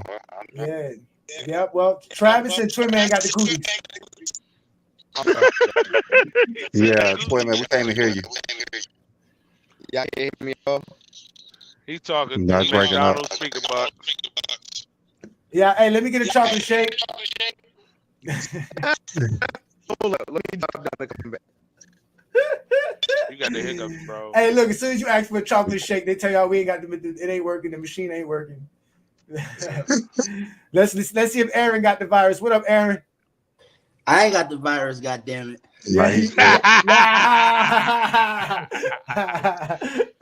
right, so what up, Aaron? Yo, Aaron, what's good, man? We were talking about what up? What's going on with y'all fools today? What's poppin'? No, man, we talking LeBron James' legacy without going to Miami. Do you think LeBron James' legacy would be different if he did not go to Miami for those 4 NBA seasons? I think he still would have been a great player. I think he still would have been top 5, top 10, but the championships, I don't think so. Because that's really hard to say a motherfucker just won a chip because there's so many variables. Like what he can control the numbers he puts up. So I would never say he not going to score 30 points and I would diminish him because I've seen other players with less put up points, put up crazy stats. We could say T-Mac and all. So I wouldn't say that LeBron wouldn't produce, but winning championships, it's a lot of variables. So I don't think he would have won as many chips, but would he still have been great? I ain't gonna bullshit y'all and say he would have been a scrub because that's some bullshit. But I don't think the chips, because even when he got to Miami the first year, he didn't win. A lot of shit had to work in his favor to kind of get the job done. And I guess you could say that with everybody in a sense, but I don't think he would have won as many chips. Because he wasn't, and again, not a knock on him, he wasn't winning before he got there to say, okay, he would have won more chips. He just fell off a little bit. He would have never got that experience to win at any point. So if you don't ever get a chance to win, excuse me, fellas, that should change the trajectory completely. You don't need experience to win titles. No, I didn't say that. I'm saying he was never a winner before Miami to just automatically say he would get all these championships, is what I'm saying. I'll tell you one thing, Dallas still wins the championship in 2011, no matter what. King John, what's good, brother? Let's see if you got the virus. What's up, brother? I ain't got the virus, bro. You ain't got iPhone, you an iPhone dude, right? Yeah, you got iPhone all day. That's right, iPhones. That's right. That's what we do right here. iPhones, you Android fools. What up? What up? But I disagree. I disagree with Double A because the reason he didn't go to New York because they signed Stoudemire. Wade, Bosh, and LeBron was going to play together somewhere. So, well, all the way was going to win championships. I mean, that was. I mean, you got to think. You saying he didn't win before 25. So we talking about a 25-year-old LeBron James that you said didn't win before that. No, but didn't Phil Jackson? We signed Amari after he made the decision. Yeah, but that's the same. But before all that, it was Phil Jackson. The reason he didn't go to New York was because of Phil Jackson. Now, Phil Jackson wasn't even there. Phil No, Jackson Phil wasn't that like. Phil wasn't there yet. He No, didn't but he didn't New have a York Phil problem came in with made Phil a either. decision Who that did? Yeah, they he had a signed problem him. with Phil from either. So when did Phil Jackson do the interview with LeBron that caused him to talk about LeBron's posse? But that was That Cleveland. That was was like Cleveland, right? 2013. Yeah, That was like yeah, that was 2013, later. 2014, something like that. Oh, I could have swore that was when he was trying to sign with the. I could have Oh sworn. no, he was No? saying that about LeBron to somebody. He didn't say that Yeah, directly. he was saying to it because I LeBron. think that was I could before have swore he had an 2013. interview. I could Phil have swore just he had wasn't a coach yet. I know. Phil wasn't a coach never. He was just the president of New York. That's what I'm saying. Nah. That was before he went to New York. I think he said it before 13. No, but he so wasn't. so he Phil wasn't didn't sign. So Phil didn't sign Phil Amari. still coaching Was the it- Lakers. No, at that time. Phil was still didn't- coaching yeah. Lakers, right? No, Yeah, he He was never. still No, coaching. because Phil Phil did. was there Phil was after still in Carmelo LA. got there. And drafted Phil was Porzingis. still in LA. Didn't Phil leave? Yeah. Phil was still in LA. Phil was Oh, the yeah. coach in LA. Oh yeah, he was the coach in LA. He was. That's right. Oh, they lost. He was the coach. Okay, yeah, that's true. All right. Now we had Dan Antoni and Donnie Walsh was our president of operations. Dan Tony, that was the coach. Dan Tony. Oh, okay. So then it was a possibility he would have went to New York then. Yeah, it was a huge possibility. Okay. I mean, Okay, go ahead. Continue. My bad. I was off. Because Donnie Walsh came in. Donnie Walsh came in and cleaned up house because Isaiah Thomas signed so many bad contracts in New York. So like we had two max spots when LeBron was a free agent. You guys had 3. No, we had 2. We had 2. No. The Knicks had 3. The Knicks, the Clippers, and the Heat were the only teams I believe that had spots for 3 max. The Knicks, guaranteed. We had 2. I know. Y'all would have been able to tell me y'all about my team. We had 2. No, you would have had enough money to sign. You would have had because y'all was trying to get Carmelo. That's why. So you had Carmelo plus 2 other players. You could have signed 3 players. You would have had 3 players on the Knicks. No, Remember, my wife's a Knicks fan. You know, I'm right there too. I got all the I'm information. a Knicks fan. I'm just telling you. You know, I get the information. Because what we're not doing that. Sorry to hear that about y'all. We're not doing that. The thing is, we definitely had 2, and I remember Chicago had 2, along with having those young assets, and Miami they had the 3. We only had 2. Yeah, remember Miami didn't have 3 at first. They made a few trades. Nobody was. They did a sign and trade. Yeah, that's for what Bosh allowed and them to have LeBron. 3. Nobody was thinking about signing these 3 players or 2 players other than the Heat. Like they were just thinking about signing 1 player. But the thing what the thing in with Miami, they had 2, but they had the bird rights for Wade. So that's what it was 3. And they all took less money. Yeah, they did a sign and trade. They all nobody was thinking about doing this but Miami. Like this was only going to happen really in Miami. Yeah, because like I said, they could sign. They all had to take pay cuts, all 3 of them, for it to work. Yeah, they all had to take pay cuts. Wade took the worst. It could have happened in Cleveland if Cleveland was smart. But Boston, LeBron only took $1 million less. They took a bigger cut. Wade, Bosh and LeBron had 16, and Wade had 14. I do remember that. Yeah, like I said, I think he would have went back to Cleveland, to be honest with you. And I think he would have stayed. Yeah, and I think Dwayne Wade would have went to Chicago. I think Dwayne Wade. They weren't signing nobody. I don't think he go back to Cleveland. They told him he was signing. Yeah, you look at that squad like that. Some of those players also left as well. So I don't think he would have went. LeBron said it was between staying and going to Miami.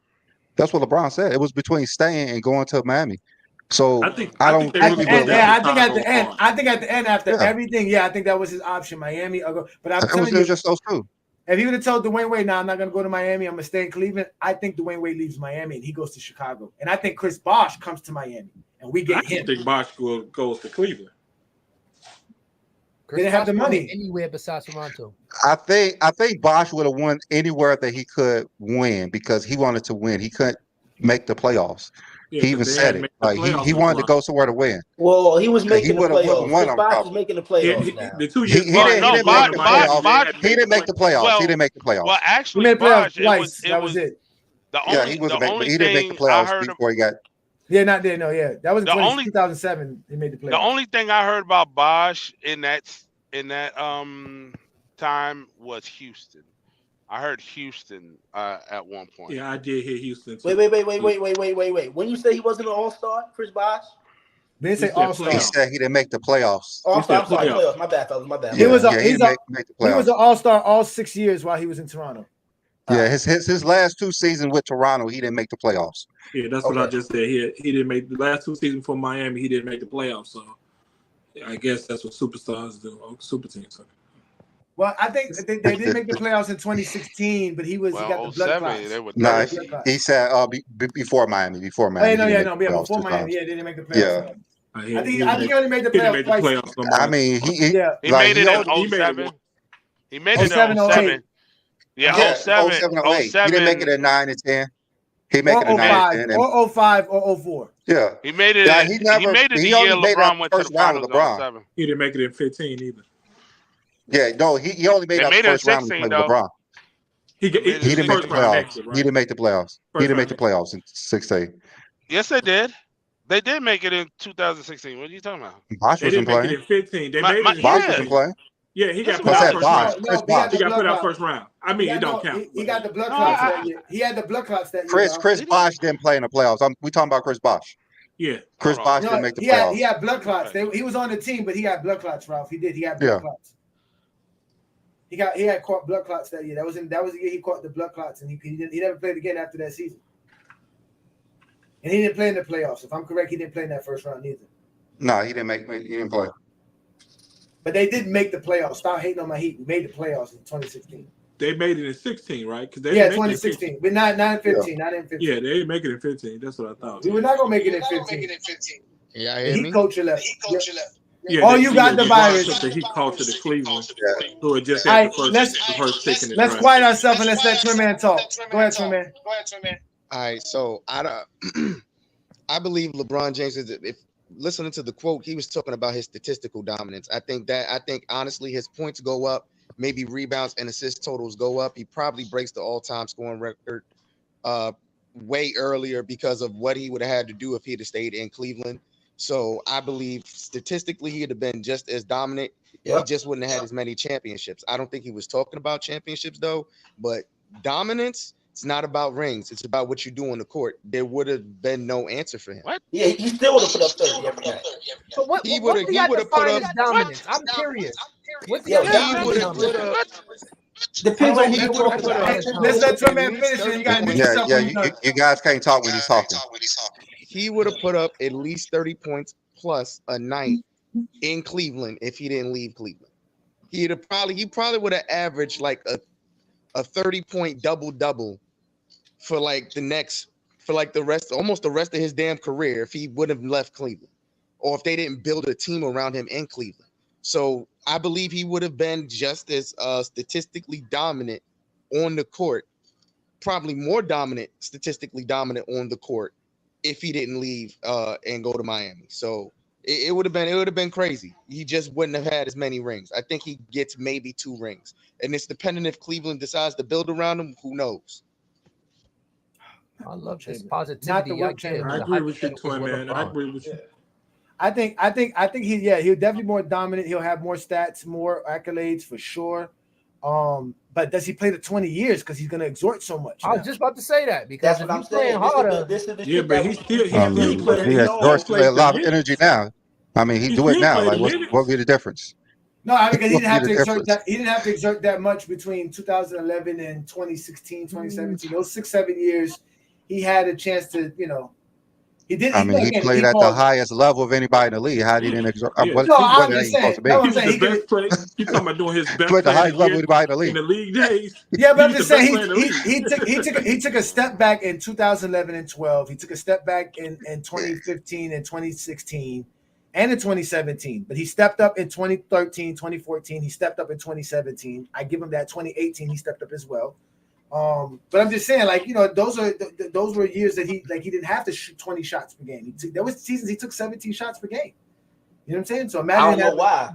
Yo, that's one other thing. Listen, I want to tell you this too, goddammit. I didn't want to get some because they had Wade. The other day with that pass, right? Because I saw you put up the video with the Cam Reddish, right? This is the difference. That game, when he hit Cam Reddish and he made it, they were up 2 points. So if he misses the shot, it's still a little bit of comfort there. The game before that, they were losing, and that's all people are saying. The right play ain't always the best play. Sometimes the best play is LeBron. You say fuck everybody else and get it done, and we'll live with it. That's the best play sometimes. Sometimes the best play. Who is we? Who's we living with it? Who is we? Yes, because it's your determination. Fans. No, okay, that's your problem. Like, LeBron James not worrying about what you feel. No, I'm not saying. Listen. Right now, just like you, right? You'll live and die. You'll live and die with LeBron taking the last shot, right? Because that's your favorite play. No, I live and die with him making the right play. That's why I like him because he makes the right play. If he's giving it to an open center that can't shoot threes, but he's open, that ain't the right play just because he's open. No, he's not gonna have that. That's why you don't put a 3-point shooter out there that somebody who can't shoot threes. So you have to put 3-point shooters. Y'all telling me as basketball advocates, right? That LeBron taking the last shot. That is never, even if he's double teamed, sometimes that is the best play. He's the best player. Not. As a basketball, it's not. You just made that up. No, I didn't. No, Aaron, listen to what you just said. How you feel what should happen at the end of the game. The reason the Lakers were up when Cam Reddish hit that shot was because Cam Reddish hit 4 more threes prior to that. The Lakers were on fire because everybody was hitting their threes because you need you need that. Oh wait, in LeBron's era, this is not the 1900s. In LeBron's era, you need shooters. You need shooters. So that's what Cam Reddish is on the floor for. If he's going to be there for the defensive prowess that he's been doing since he's been on the Lakers, right? He's been balling on the defensive side. He has to hit that shot. LeBron told him it's fine. You missed it. But when I give it to you again, you're going to hit it. That's why 2 games later, he goes off 5 for 8. He tells us, he says, LeBron James told me he believes in me. So he was working on his shot to the point he hit a runner before the quarter ends. That's how confident he was feeling. Because that's the point. It's a team. LeBron James taking that shot to make you feel better is not going to help his team. It's not. I don't. His team. Now his teammates know that I can be on point. There was plenty of times Kobe Bryant and Michael Jordan's teammate felt like they're not involved. They were just watching you play, and they were. And that's why you have a good coach to tell them, "Well, look, it's fine. We're gonna let Jordan be Jordan." That's what they were. That's what Phil Jackson said. Don't worry about the baby. Don't worry about the crybaby. Let him shoot. We need you doing this. He did say that. He did say that. He said, "Worry about the baby." He did say that. Don't worry about Jordan. Yeah, he said, "Don't worry about Jordan because Jordan wants to just shoot." So we're gonna let him do that. But he's the all-time leading rebounder, steals, assists on the ball. I don't give a fuck what you say. With the money on the line, give a horrible franchise. Again, you guys love to give Jordan credit for dominating something that's not worth dominating. The Chicago Bulls does not have it's not a great franchise. The fact that Michael Jordan leads in rebounds and assists tells you that. I mean, he made it a great franchise. That's what tells you that. That means nobody has 5,000 assists. Nobody has 6,000 rebounds in Chicago. That's horrible. No one plays that what does that have to do with him? That nobody else did it. That makes him special. Okay. The thing Chicago, that's not a lot. Because y'all say that all he does is shoot. But he has all these things. He took 24,000. He took 24,000 shots. That's a lot. What do you want him to do? You want to send it? You want to send it? Every shooting guard in the league isn't a shooter. No other shooting guard shot that much, and anyone who shot because ain't nobody was good as Jordan. They weren't as good. You keep What I noticed what you do. You try to compare everybody, like even the scrubs. You try to put them in the same category, but it's really apples to oranges. You try to put, if a player can't do this, how can Jordan do it, or vice versa? Everybody's not the same. You don't compare everybody on the same scale because different players are a different tier. Yes, you do, Aaron. You change the scale because it's Michael Jordan. I'm sorry. Yeah. Okay. All right. So I don't know. A lot of people don't even watch LeBron James prior to the last couple of years, but LeBron James will purposely try to put his players in certain positions so it could pay off later. He did the same thing to like Kyle Kuzma. He would put players in certain positions because he know he's going to need them later on in the season. So that pass that he sent to Cam Reddish, even though they say he was shooting 12%, he practiced with Cam Reddish every day. He knows Cam Reddish. He knows what is going to boost his confidence. And that missed shot boosted his confidence, and we saw it the following game. That he passed it. I'm mad that he attempted the 3. The Lakers are the worst 3-point shooting team in the league. Take a step in and do something. But that's the point. I mean, let's space it on the floor. Let's space it on the floor. That's just basketball. Yeah, the Lakers cannot tell teams we're afraid to shoot. That is going to be bad for you. You got it. That's what you guys understand. There's teams on the other side of that's strategizing. Why do you think he was open in the first place? Because they know. Thank you. Now they're not going to leave him open. That's why when you watched the video I broke down, you saw that Phoenix had trouble because now they don't know what to do. Phoenix don't play defense. They tried. There's nothing they don't play. They tried. They do try, Ralph. They're trying. Man, it's not easy to play defense in the NBA. I don't know why people think it's so easy to play defense in the NBA. It's not. Yeah, NBA players are fucking different, B. They like a whole different level of fucking human, B. These guys are ballers, man. All these guys are ballers, man. All these guys. I'm watching Christian Woods hit threes. I'm watching all these players hit threes. The other night I was watching Orlando, and Wagner was like this. Like there's so many players in the league that can do so much. This is not the 90s where guys. Who's the number one defensive? But that's what I'm saying. Who's the number one defensive team? Right now, the Knicks or Boston, one of the two. I think the Knicks was somebody plays defense, right? No, of course everybody plays defense, but it's just that there's good players. It's not easy to play. Even though you play it's just that there's more good defense. I mean, there's more good offensive players. That's the whole point. The offense is just better. We've been saying that about Kevin Durant teams that don't play defense since he was in Brooklyn. So don't give me that. They trying. It's the teams he on. For some reason, they just don't play defense. Shit, the Warriors was number one in defense when they was winning the championship. I said Brooklyn. Didn't I just you hear me say Brooklyn? Yeah, because Brooklyn probably didn't have the good roster to do that or a good system. Again, it's a system. So whose roster is better? The one he had in Brooklyn or the one he got now? Well, I would think that the coaching in Phoenix is better now, right? I said the roster. Vogel. First of all, Vogel is known for defense. Defensive player. Vogel's a defensive coach. That's why the Lakers were so good defensively a few years back because Vogel was their coach. He's a good coach defensively. So he works on defense. Coach with a team who's not playing good defensively. So what's that? What stat do you have that says Phoenix is one of the worst defensive? They're losing. What the fuck? They don't have more points than the other team when the clock goes. That's great analysis. That's great analysis by you, Craig. That's great analysis. They're 4-5. But defense is not letting the team score. So if a team has more points at the end of the game, that means the Knicks are 4-5, and they have the best defense in the league or second best defense in the league. What are you talking about, bro? I don't know what you're talking about. What's their opponents per game and what's because I don't know, Ralph. That's what I'm saying. I'm not going off of that. I'm just saying from the game that I watched last night, they didn't just let Cam Reddish go off. They didn't just let. They're not. Oh wait. There was a couple times they left. There was a couple times they left him open because, like you said, the worst option is him, right? I'm not going to leave Rui. I'm not going to leave Woods. I'm not going to leave Austin. I'm not leaving LeBron. So let's see if Cam Reddish can hit this. And that's what LeBron told him. You're going to see this shot a lot more. Be ready. And he was ready. He's a professional because he's watching the GOAT play every day. So he has to be a professional. No, he's not. The GOAT hasn't played in 20 something years. What are you talking about? He watching the GOAT. You know what I think it is? He got DVR. No. I'm like, look, you saw there wasn't even DVRs back then. Y'all saw that stat with the 5,000 turnovers, right?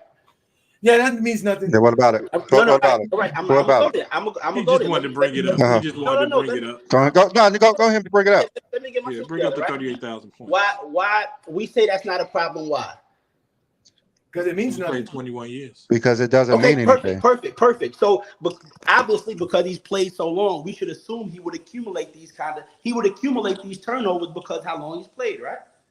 No, not necessarily. The turnovers don't matter. So, all right. So now he just if that's not the case, then we just call him a turnover machine. But logically, just like you can call him a turnover machine, but you're not gonna call Magic. What's his assist to turnover? Go ahead. Let him talk. Let him talk. How many people here hustle before?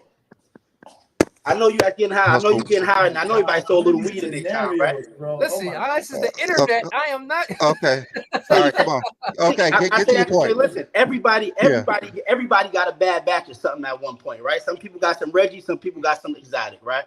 So same thing with LeBron. This nigga playing all this time. The stats that he accumulated with the turnovers, we expect that to happen. Because he plays so long, just like the points. Whoever's in third right now, if we say Kevin Durant plays 10 more years and averages 25, he'll be number one.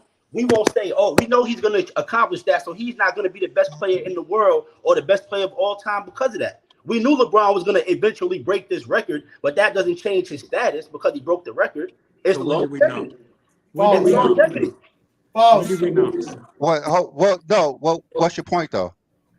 That the same thing that applies to the 5,000 turnovers because how long he's played, that applies to the same thing with the points. False.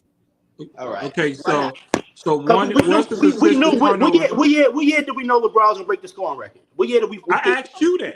I just asked you. I said what we say about 18, 19. We knew he was gonna break it if he played a couple years more. About 18, 19. That's late in his career. Right. That's 3 years ago. Again, but at that time, right? Would you have called him to go in 18, 19? Yes. Oh, yeah. You forgot what group No. I'm in a group. I'm not biased. I'm in a Jordan group. Are you saying that? I'm not biased though. I'm in a Jordan group too, but I'm not biased. So he brings up the 5,000. Are you saying that we think LeBron James the GOAT because of his scoring? Is that what you're saying? A lot of people do. They say, well, he's the greatest scorer. We don't say Karl Malone's top fucking 5, and he was second the whole time. We never bring Karl Malone being a fucking. We knew that was your argument in the first place. We saw you going there in the first place. But you bring up the 5,000 turnovers, but you don't want to bring up the over 10,000 assists because now you ain't talking about the assist to turnover ratio. Because that's an average. We going by total. total. Average. We keeping it. We going by average. We going by average, bro. I said 10,000 assists. I said nothing about average. I'm saying the longevity is why he accumulates it. He doesn't. So tell me what's Vince Carter top 10 in? Because he played 22 seasons. Tell me about his longevity. I'm listening. No, I'm saying the turnovers accumulated is because of. I'm asking you about. Tell me about Vince Carter's. No, wait. Just let him talk, John. We trying to figure out what he's talking about. No, I can explain. This is what he's trying to tell us. This is what he's trying to say. What he's trying to say is if we cannot apply LeBron James having a bad stat being number 1 in turnovers because of longevity, we cannot apply LeBron James being 38,000 as good. No, that's great. I'm just saying at the time, it's not the average; it's the time that accumulates. No. He's not a turnover machine. LeBron's not a turnover machine. So we agree about that. He's not a turnover machine, right? Again, the stat means nothing. There is no such thing as there's no such thing as a bad stat. So it's a stat. So why is it kept? If it don't mean nothing, why is it kept? Hey, look, can we agree that LeBron's not a turnover machine? Can we agree that? AB, we can agree he's not a turnover machine, right? Right or wrong? Yeah, he's not. He's not. I'm not trying to be funny. Nobody on that list is considered a bad basketball player. We never said that. Nobody. Okay. So if we could apply, so if we could apply that 5,000 turnovers means nothing, meaning also means that it doesn't mean it's a bad thing. There's nothing bad about it. Then that means you cannot attach it to 38,000 points because 38,000 points is an actual great accomplishment. I'm saying the 5,000 assists means nothing. It doesn't mean bad. It doesn't mean bad dribbler. It doesn't mean horrible player. It doesn't mean nothing negative other than Jordan fans not having nothing to make Jordan sound good. Really, like I was saying, he's not a turnover machine, right? He's not, right? Yeah, he's not. He's not. Just because he played long, say he averaged 3 turnovers a game. I'm guessing. I don't know exact turnovers a game. Because he played for a long time, he's accumulating turnovers. He doesn't turn the ball over 8 or 10 times a game, right? Never will. So again, the reason I say that turnover stat is not important. I'm agreeing with you, but I'm holding it to the same. I'm holding it to the same status as the other stats because it's just longevity. It's not an average. No, you cannot do that. Okay, Eric. Are you saying that LeBron James being an all-time leading scorer is not something to be talking about? No. That's something to fucking smile about. I'm saying that specific stat does not make him the greatest of all time because scoring. It doesn't. It makes him the greatest scorer of all time. We never said it makes him the greatest of all time. It doesn't make him the greatest player. Yeah, it doesn't make him greatest player. Yeah, scoring doesn't make LeBron the greatest player. So let's apply this. Let's apply this. So can we say because Jordan just shot more than everybody else, we don't have to recognize his points because it's just because he just shot more than anybody else? What? Okay. We all confused. So just ask it again. We all confused. No, because the amount of time or the time that's what y'all doing. This is what y'all basically saying. You're saying that it took him a certain amount of time to. That's why he has all these particular turnovers, right, and totals, right. But Jordan has all these points because he racked up so much shots compared to everybody else. No, he made. No, he racked up more shots. I mean, he didn't score his 30,000 point until he went to Washington. You know that, okay, right? Aaron, let me ask you a question. Do Jordan averaging 30 points a game make him the greatest? No, hell no. Okay, just like LeBron James scoring more points than anybody doesn't make him the greatest. It's the other things that we have that makes LeBron the greatest. Yeah, and the other things that you have don't trump the other things Jordan has. And what's that? What is Jordan number one in? What's that? What's that? He has way more accolades. He has championships. What? He has more. He has more MVPs. He has more MVPs. I'm answering the man that said what he got more. He got more MVPs. Got more championships. Go ahead. Hold up. Does Michael Jordan have the most MVPs? No. Does he have the So most championships? how does 5 MVPs make him the greatest? Because he has 6 Finals MVPs to go with it. It's a combination. It's not just one thing. Just like people say, "Oh, well, Havlicek got more rings." We all know he ain't no fucking better player. His stats don't prove it. Do you know Havlicek's numbers? He got more. He got more assists and rebounds than Jordan. More. Yeah. And he more got 28,000 points. More finals. Okay. Actually, I'll tell y'all right now. You know what's funny? I was just looking. They had it on fadeawayworld.net. They had a comparison of them. I saw the shit this morning, and I'll tell you. Here we go, right You here. know what? I think Aaron was supposed to challenge us to say how Jordan was the GOAT. Yeah, motherfucker, I was in the Twitter. I was in the chat trying to hit y'all up, motherfuckers. Y'all was ignoring my shit. I actually want to hear this. I actually want to hear this. I actually want to hear why you think Michael Jordan is the GOAT. I actually want to do this right now. Here it is. All right, Ralph. Shout out to Ralph, y'all. All right, Peace, Ralph. Ralph. Appreciate you. Yo, man. Ralph, Thank you. later. Y'all All right, Ralph. See you on TikTok. Yeah, see you All on right, see you, TikTok, Ralph. man. All right, so Aaron, you got 5 minutes. You got 5 minutes. Hold on, wait. You can do a minute per point. You can get 5 points and do a minute per point, or you can just get 5 minutes straight. No, I don't even need that much time. We're gonna do it the same way. We're gonna do 5 minutes, 1 minute intervals. You ready? I'm saying I don't need 5 minutes. I know you don't. All right. Who's taking the time? You or Johnny, or you want me to take it? I'll take the time. Go ahead. Let me know when you take the time. Yes. Yo, he's won more chips.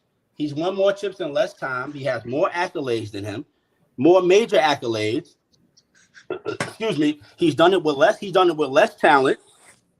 His averages are all better than LeBron, except for maybe rebounds and assists. Hold up. I'm rolling up over here. Hold up. I'm about to go through that. Yeah, so you don't think I'm bullshitting? You hold up. I'm trying to get my shit together. You knew you were going to do this before you rolled up. Okay. All right. So since you rolling up, go ahead, man. Can I get my high on like you? Can I get my high on like you? Is this time up? Time up. His time is up. Okay, it's time up. All right. You said that Michael Jordan has more titles. Hold on.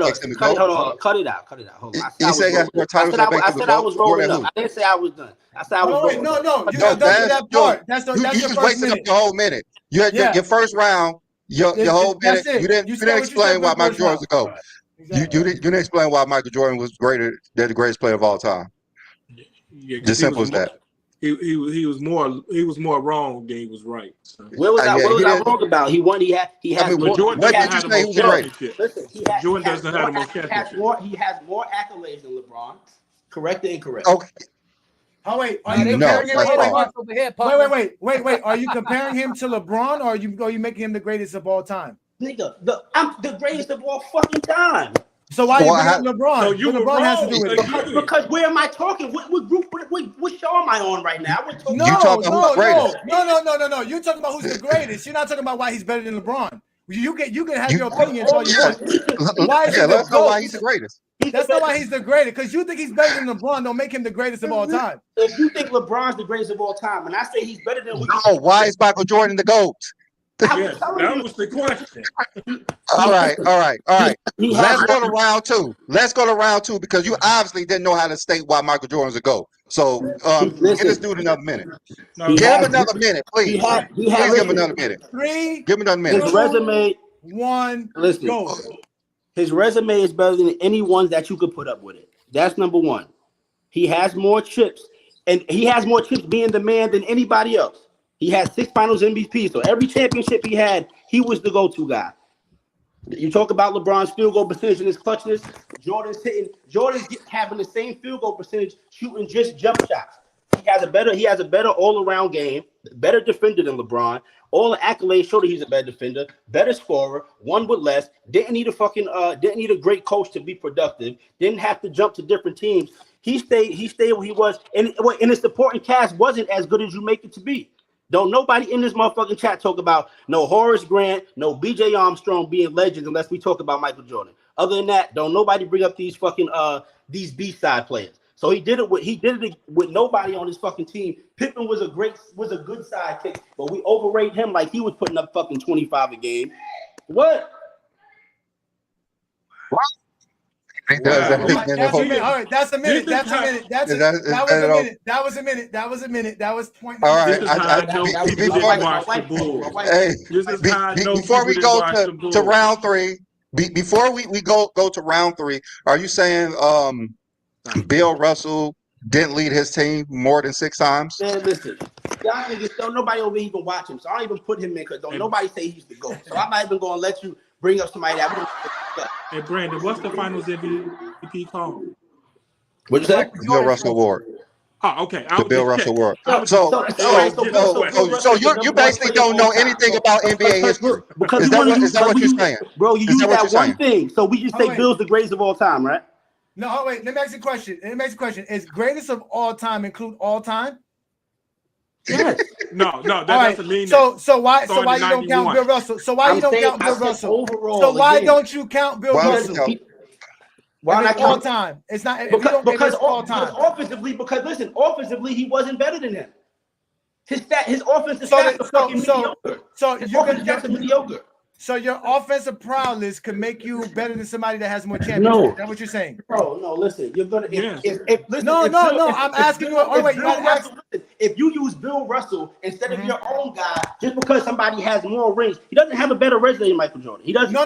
Wait a minute. We're using your logic. By your logic, said it. Bill Russell won more in less time. Bill Russell has more championships. Bill Russell has the same amount of league MVPs. He has the same amount. Wait. He has the same amount of league MVPs. He was not able to win defensive awards. It didn't exist in his era. Every award that was in his era, he got besides the Rookie of the Year. You're not going to make Michael Jordan the GOAT over him or give him a better resume because Jordan won Rookie of the Year. Are you consider that he only played in 2 fucking rounds? In the fucking 60s. So you don't consider all time. You don't consider all time. We consider part time. Yes, he's an all-time great. He's an all-time great, but not the greatest of all time. No. By your standards, he's better than Jordan. He has a better resume than Jordan. No, he doesn't have a better resume than Jordan. Yes, you just said he do. We just said he do. He does. From your logic. Because you said from your logic. See, look, our logic isn't LeBron James is the greatest champion of all time because we can't say that because the greatest champion of all time is Bill Russell. So that's your logic. Another thing, you said Jordan had no help. Show me how many times a player had a teammate make the All NBA and All Defensive team in the same year 6 times as a teammate help. How many other stars had that help in NBA history? All defensive team, probably not. That's rare. Okay. All right. Let's do this. Well, Michael Jordan had that 6 times. Let's give this round 3 because the first 2 rounds he didn't do well. Offensively, let's go ahead and give him round 3. You ready? Wait. Because you might not have had to play that all team, but you had players that was all NBA team that had way better offense than Pippen. Pippen wasn't no fucking. Why are you acting like Pippen was some fucking super scoring small forward? He was all NBA. He was all NBA. 19 points a game in all NBA. 19 points a game in all NBA. Go round 3. Going in 3. Round 3. 1. Go round 3. What do you want me to say in round 3? I don't know. You said you got it. That's all you got to say. It's 50 times. That's all you got to say. You got nothing else to say. No, come on. Don't do that, bro. Don't do that. Be respectful, man. Come on. Don't do that. You got nothing to say. Don't do that. Done. Even go to the nothing else to say. We're giving you the platform. I'm not done. He had it's your platform. Listen, he had 2 3-peats. I don't think I understand how hard that is. You understand? A motherfucker won 3 chips in a row, left to play a professional sport for a year and a half, came back and won 3 more. A motherfucker now can't win 2 in a row. We see a nigga do it 3 times in a row twice with 2 different teams. I've heard people say, yo, you need a year to gel with your team. When he came back in 96, Scottie Pippen was the only motherfucker he ever played with prior to that and still had the best record up until the Warriors, 72-10. And then after that, the motherfucker won 69 games. And the year after that, when Pippen was gone most of the year, he still gave you 60 wins and won chips all 3 years and missed no games and got 2 MVPs and got all defense NBA 3 times in a row. All NBA 3 times in a row. This is coming out of retirement. And he left in his fucking prime. Imagine LeBron leaving after he fucking won in Miami and say, yo, I'm going to go play tennis for 2 years. And then comes back and dominates. You know what the fuck we would say about LeBron? If we saw this motherfucker right now leave and play football and come back and win, we would lose our fucking minds, rightfully so. But we see somebody do that in real time with Michael Jordan. And you'll still ignore it. Go ahead. That's my thing. Okay. All right. So are you saying all right, hey, John, let me go. So you're saying that now let me hear you minimize. Let me hear you. I'm not minimizing him. So Michael Jordan 2 3-peats is better than 8 in a row. Are you saying that? Say that again. Michael Jordan 2 3-peats are better than 8 in a row. Yes, with the context of being in the modern era, yes. So it's better than winning 8 straight. All you could argue is so it's better than winning 6 straight. I mean 8 straight. It's better than winning 8 straight. That's basically what you're saying. Then I'm killing you. No, it's not. It's called the 1900s. It's so not okay. So you're saying that 30 years prior, it doesn't mean as much as the 90s because it was 30 years prior. So 30 years, after Jordan won, it should be not looked at the same, right? So currently, those 2 3-peats should be looked at the same. We have 30 NBA teams. We don't have fucking between 4 and 8 teams. This is not. There wasn't 30. There wasn't 30 teams the first 3-peat, and there wasn't 30 teams the second 3-peat. So you're gonna say, what are you gonna say? 28. I'm sorry, 2 teams. What the fucking do? 2 fucking teams. 27. So every 30 years, titles should be looked at differently. Okay, I get that. I get that. I understand that. And also, someone leaving to suck at another sport should be praised. No, I'm saying coming back to play another professional sport and destroying people should be praised. I don't give a fuck if he sucked or not in baseball. I'm saying he played another professional sport without playing basketball for a year and a half. And came back to another professional sport at the highest fucking level, and he won. So what did I say about that competition? If you're talking about Bill Russell, that's another thing. I don't care about. I'm talking about him. I don't give a fuck about nobody else. I'm talking about. I mean, the only argument you make it is for Bill Russell. Look, hey, how you pronounce your name, cousin? Expose how you pronounce your name? Hey Johnny. Hey Johnny. Hey Johnny. Being great doesn't have to shit on anyone in here. He can be great without any of us. His greatness is greatness. It ain't got nothing to do with us. So when you bring up anybody else, we don't gotta compare him to anybody else to say how great he is. So we don't have to compare Jordan to anybody to be the GOAT. We just compare him to himself. I don't have to say, look, like I don't have to sit here and say, yo, LeBron played against Toronto Raptors and they had all young niggas. That's why he won. Wait. LeBron's good enough. I don't have to downplay them to tell you how good LeBron is and why he beat them. It ain't got nothing to do with Aaron, pause him right quick. Aaron, you just downplayed Bill Russell. Yes. That's what you've been doing. Yes. Like that. Wait, stop. Really I can say Jordan was able to 2-peat. He was actually able to retire, go be sorry in baseball, come back and dominate the league because the league was easy to dominate. It was a sorry league. There was no competition. No, he was just that good. The top 50 players. Same thing with Bill Russell. He was just that good. Bro, this is what I'm saying. Y'all are arguing about it. But listen, no. Hold on, Aaron. What you don't understand is that everything that you're using to say Michael Jordan is the GOAT doesn't make Michael Jordan the GOAT. It makes Bill Russell the GOAT. It makes Bill Russell's the GOAT. I hope y'all are joking about this because that's what you're saying. You keep talking about winning titles. I said, whoa, I didn't say good time. I said accolades. I said accolades too. And I Bill said Russell has want the to have more than LeBron accolades. James. Bill Russell has the accolades. All right. So Jordan's right And LeBron, behind. oh wait, and Michael Jordan does not have the most accolades of all time. LeBron James does. No, he doesn't. Yes, he does. What Player of accolades? the months over here. Well, yeah, that's what I fucking. No, What NBA, the NBA tells you what accolades are recognized by the NBA. Go look it up. He wants to recognize player of the month. We're recognized NBA awards. NBA We're awards. recognized LeBron has the most NBA awards. Not fan Slam awards. dunk contest isn't an accolade. I'm not talking about that. I'm not talking about that. That's what I'm saying. A scoring title. We talk about NBA awards. A scoring title is the accolade. We're talking about NBA accolades and honors. A scoring title is not an NBA accolade. It's a stat. It's a stat.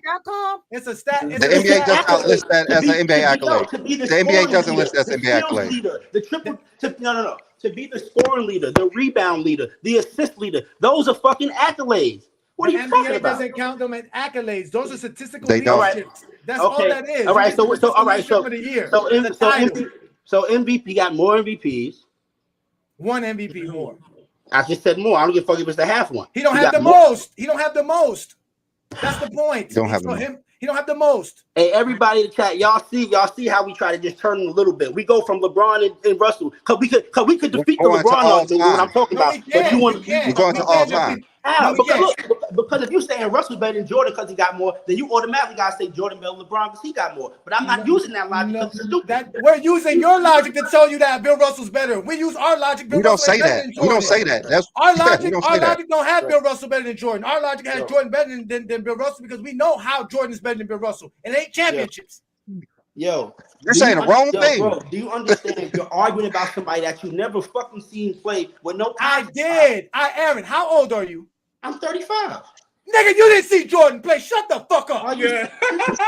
This nigga said he's 35. You were 8 years old in 1996. What the fuck were you watching? Nigga, I was watching basketball. What are you talking about? 8 years old? Yes, nigga. You got 8 years old getting a little dick sucked right now. And then I could watch basketball. On what channel? You go home. I'm done. I don't want to talk anymore. What channel was you watching the Bulls on?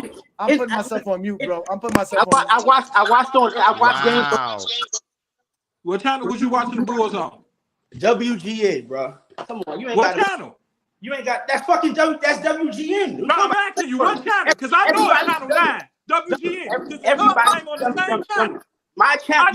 I'm from Chicago. My BET. Tell me. My BET. Look it up on Google and Google told you WGN. My BET is not the same fucking channel as your BET. And that's why I asked you what channel. That's why I asked you what channel.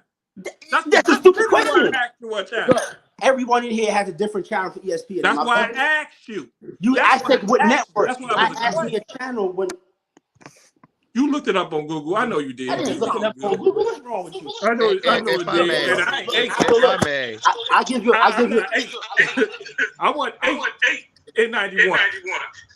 You ain't got to be. True. I got to watch the Bulls for real. Hey, AA, you're right, man. I'm with you. I'm not fucking. They trying to twist it up. Hey, yo, somebody just said Jordan had a great catch. I didn't say Phil Jackson was whack. Well, I told you somebody Phil Jackson was when Jordan got it. He wasn't no championship winning coach when Phil Jackson got to Chicago. He won with Jordan. So when people say, yo, we have Phil Jackson there. Phil Jackson. You know how I'd word it though? Go ahead. So you know how I would word it because again you have all the points. No, go ahead. Let it go. Yeah. So basically, I'd say everything you did, except for I would say we have objective measurements established by the NBA. All those things. When you talk about the top 10 players that we usually see are the top 10, Jordan does have the best resume. You can talk about Bill Russell, but he's a provisional player that I've always said if they had the same things, awards that were available today, he'd probably be the GOAT. But right now we're dealing in who has what. Jordan does have the best combination. Not even talking about rings. He has the finals or the most finals MVPs. He's the all-time leader in most advanced metrics, which again established objectively as the best player on any given night. He leads in PER, regular season, not playoffs now. He leads in win shares per 48 out of anyone. He has the best box plus minus out of anyone. And he has, not to talk about his scoring, he has the 10 scoring records, sure, but still, He's objectively one of the most efficient volume shooters of all time. He has tied for the most first-team all-defensive goods. He has tied for the most steals goods of all time. He's top 5 in steals, only played 15 seasons. When you say all around, again, he was objectively the best two-way player of all time, and he has the best combination of hardware. You're not going to get that anywhere else. He's objectively the GOAT and the best player on any given day on the court. You can talk about career and longevity, sure, that fact matters, yes. But when you talk about who was the best player on any given day and who complements that with the hardware, it's going to be Jordan. You can't get around that. That was a great breakdown. Great. Appreciate that. Go ahead and mute yourself, Travis. You keep echoing.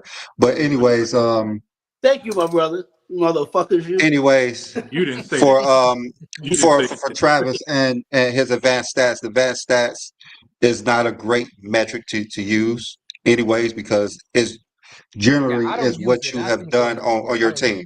It's compared to your teammates. Michael Jordan has warp base. So apparently, what he does according to his teammates is going to be higher than anybody because he sucked up all the energy from everybody. So of course he's going to have the highest. That's compared to everyone in the league, not his teammates. What he does, like, of course he's going to high because of what he does.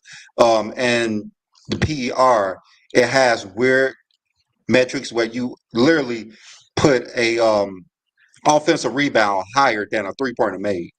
So PER is a horrible, terrible advanced stats to use.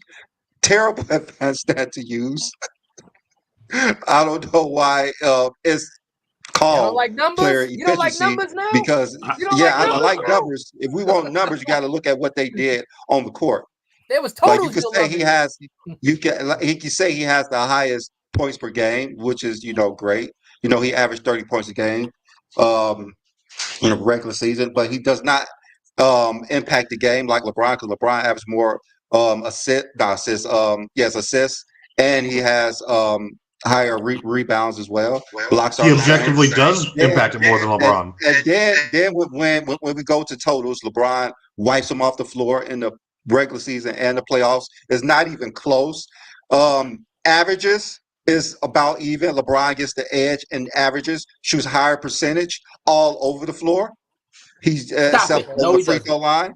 Not all LeBron over. James, he only has the free throw line for Michael Jordan when we talk about shooting. Field goal percentage, 3-point percentage, effective field goal percentage, true shoot percentage is LeBron James. LeBron James has won everywhere he went. Michael Jordan has not won everywhere he went. Michael Jordan couldn't even make it out the first round without Scottie Pippen. He played a third of his career without Scottie Pippen. A third of his career is all losing seasons because he didn't have Scottie Pippen. LeBron James has made the biggest impact. LeBron James has made the biggest impact on the court than anybody in NBA history. LeBron James has went to 10 finals. I know you guys like to say that's not an accomplishment, but making it to the finals is a lot better than not making it to the finals. LeBron James won 4 titles and made it to 10 finals. 4 more finals than Michael Jordan, 2 less titles than Michael Jordan. But still, LeBron James has won more in his era than anybody, made it to the finals more than anybody, more MVPs than anybody, more finals MVPs in his era, which is the era full of the most athletic players of all time. Can we say that about Jordan? No, we cannot say that about Jordan. Yes, you can. Michael Jordan, his last 5 years, field goal percentage and points per game decreases, and LeBron James continues to show how great he is in year 21. LeBron James has had the greatest career than anybody who ever walked on the basketball court. It's not even close. It's not even close. The only person you could say is close is Bill Russell because he won 11 titles. That's the only person who we say is close to LeBron James on the basketball court is Bill Russell. We could not say that for Michael Jordan. They just did. Objectively did. Objectively, subjectively, you mean. Objectively, if you don't go by numbers, it may be Michael Jordan. If we don't go by numbers. I just gave you a bunch of numbers. He don't like those numbers. I gave you the numbers which measure your productivity and your impact objectively. It's not subjective. It's objectively. He objectively was a better player. Which go ahead. Go which one? So you have a better impact. Your box plus minus directly impact. The only one that is relative to your teammates is VORP, which LeBron has, and it's that's a cumulative all-time stat. That's the only reason why LeBron has it. If we're talking about that, Mike has 2 of the 3 best VORP seasons of all time, and that's not even close. We're talking about box plus minus. We're talking about Hold up. All right. So you're saying his box plus or minus. When was his box plus or minus the highest in his career? What season? He said VORP. I could look that up. Probably 93 or so, 92, 93 during the three-peat. Probably. It's still higher all time than LeBron's. LeBron's not even second or third. Let me go ahead and give it up when Michael Jordan had the highest. Don't use your kids as a medium to make us feel sorry that y'all. Also, win shares per 48 is more telling than almost any of those, and Jordan's number 1 with a bullet there, and LeBron's not even top 5.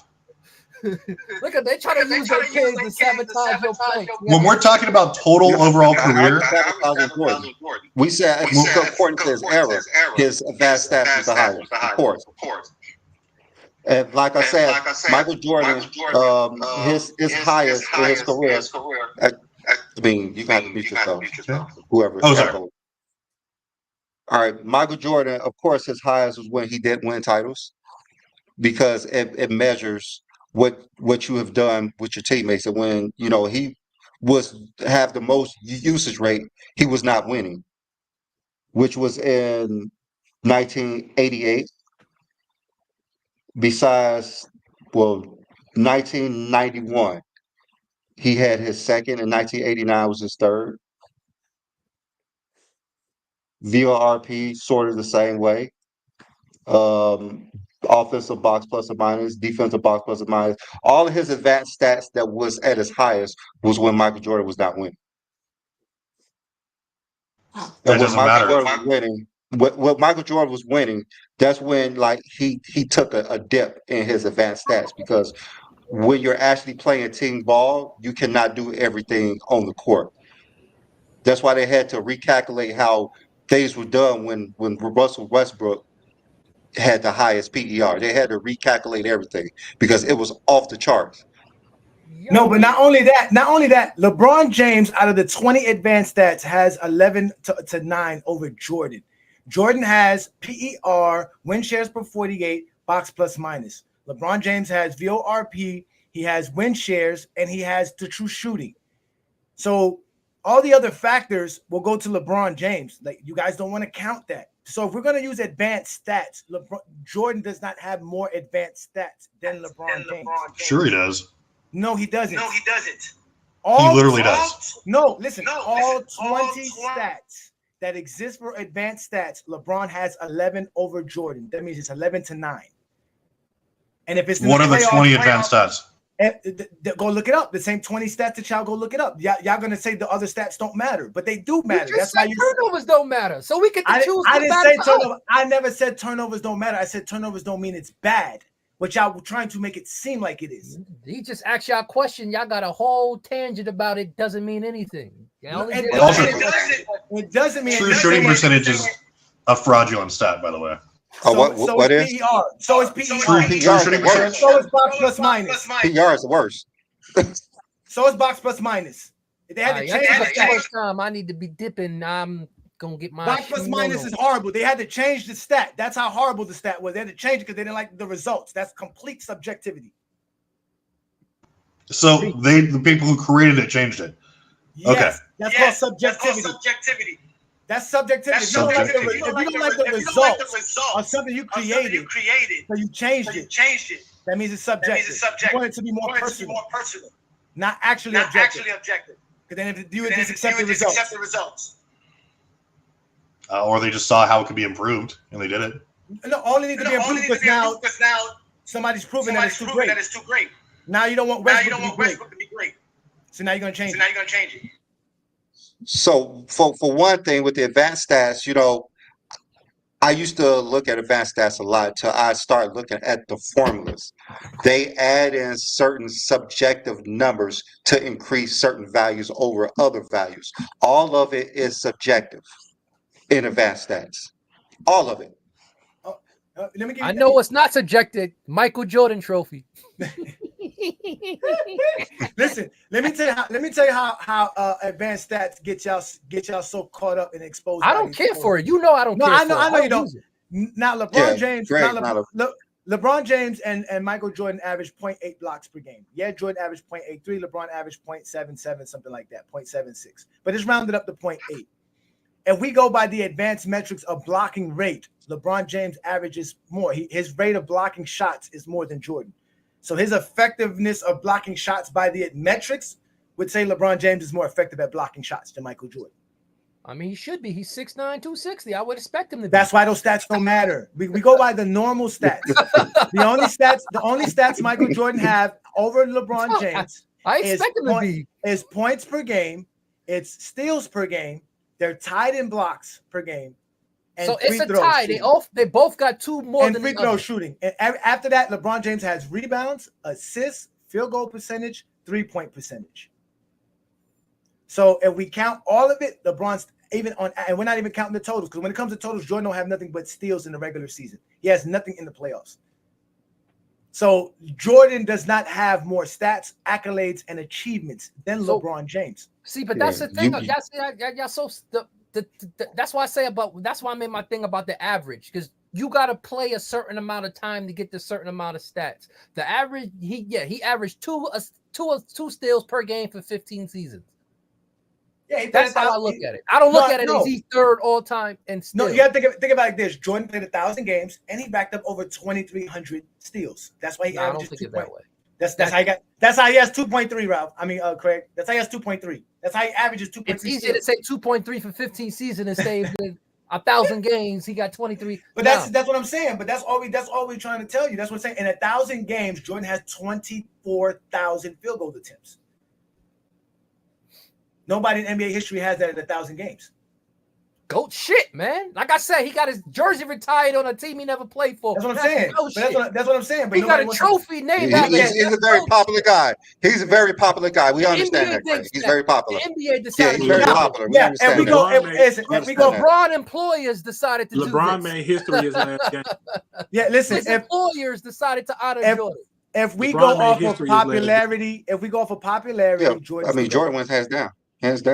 But if we go back on the court, that's the only like Michael Jordan could never in his career score 40,000 points. He could never get 10,000 rebounds, 10,000 assists. LeBron scores is history because nobody had ever done it. And nobody can ever every time he scores, nobody ever done it. Like what LeBron done in the playoffs statistically, Michael Jordan could not even come close to it. Just like in the regular season, LeBron is statistically more dominant than Michael Jordan. He's done things that no one has done in the NBA. And nobody Jordan, and it didn't take him 21 seasons to do it. And what was that? Well, Jordan's the only player in a season to win major awards. He won the scoring title. He won the all defense. He was an all-star. He was an MVP. He was a champion. No one ever done it. How many times he did that? How many times he did that? Twice. He did that twice. So 2 seasons make Jordan go. That's part of it. I said he did things. That's not only what he did. What else? There was what else? And I want to go to a comment where someone said about the scoring titles don't win you championship. Jordan is 40% in his titles to scoring champions. Yeah, you bugging, B. 6 times he was a scoring champion. He won the title. I mean, that's cool. Like he shot the ball more than everybody in that league. Who else done? I mean, but he made it more than everybody in the league too, though, bro. He made it. I mean, he shot more than everybody. Like that's okay. That's good. All right. So who has the most attempts in NBA? Who's the top? Who attempted the most shots in NBA history? Who's the top? I don't even know. You don't know that total? No, I don't even know. You know what? If you shooting 50% from the field, I don't give a fuck how many times. If we're just saying Michael Jordan 4 seasons makes him the GOAT. No, I'm giving you. I can give you an accomplishment he did for every season he played. Like, come on, you. Okay, what did he do all time better than somebody? All time better than somebody. Score the ball. What sets him apart all time better than somebody? He scores the ball. For instance, LeBron James is the only player to score 30,000 points, 10,000 rebounds, and 10,000 assists. No one has done that before. No one. Okay, so tell me something that Jordan did better than everybody. Score the ball. Score the ball. He did score more than LeBron James. So next, he scored more against his contemporaries, the players he played against. Comparing he has the highest average. How do you got the best score? Karl Malone has more total points than Michael Jordan. Karl Malone has more points than Michael Jordan, right? Karl Malone has the most points in the 90s. They both played 15 seasons together. Karl Malone never outscored Jordan in a season. Okay, but still, what did Michael Jordan do better than everybody of all time? We're talking about the GOAT. He's the best scorer. He leads the league all time in points per game in the regular season and in the playoffs. He's the best scorer. LeBron James has the most points in the regular season and the most points in the playoffs. Again, he didn't average, so he's not the best scorer. He has the most. Earlier. The most is the most. Okay, Aaron. Let me ask you a question. Would you rather have $32 million or $38 million? Which one would you rather have? Man, I make both look like the same. No, which one? You have to choose one. You have to choose one. Which one would you choose? You don't want to answer that question. It don't matter. It's 38 or 32. It doesn't matter now. More doesn't matter now. We all know the answer. More is better. It's like saying, would you rather fuck 32? Because he would rather average more points. Give me the rest of the question. You got to give me more is better. What? More is better. I would rather not in every case. I would rather make more shots. That's not better. I would rather make $27 million a year for 20 years than to make $30 million for 15 years. Okay, that's cool. That's what you like in your pocket, but that ain't got nothing to do with the fuck. No, I'm just saying the numbers say that. It's not what I like. It's the numbers. I keep telling. I keep telling y'all. Wait. I always tell you Jordan fans this. I don't tell you what I like. I don't tell you what I care about. That is none of your business. That's not what we're here to talk about. We're here to talk basketball. I don't care what you like, what you think, what you believe. What do you know? What did the numbers tell you? The numbers tell you Jordan's not the GOAT. That's facts. Your feelings tell you he's the GOAT. No, you're talking about narrative. You bugging. You just killed your own argument. Not bugging. That's why I say I'm bugging. But all I'm doing is exposing because all y'all do is talk about what y'all like. I don't care what you like. We talking about the stats. We like the stats. We like the numbers that he put up. The stats is not enough. He's not number one in no stats besides averages and points per game for the regular season. You're the type to say somebody's number one in everything and has no championships, but they're better. They have no MVPs. Who's that? I'm saying that's something he would say. I said that's something he would say. That's not how. How can I say something that doesn't exist? I don't make stuff because you're minimizing. You're minimizing what Jordan did to say numbers. That's what I'm saying. No one's minimizing Jordan. Wait. I'm popping that fantasy bubble in your head about Jordan. That's what's the problem. If I'm talking the same numbers you're talking, how is it a fantasy to me? But Jordan is a globe to you. To me, Jordan is just a country. He's not the world. He's just a country. He's nothing to me. That's why you don't like that. He's nobody. No, you not. Look. You can't tell me what I like because this is not what that's about. And all that shit you just said. So that you exactly. So I'm not saying that. By the numbers, Jordan is not the GOAT. What number? We're talking about championship. Even the champions. All right. So the numbers.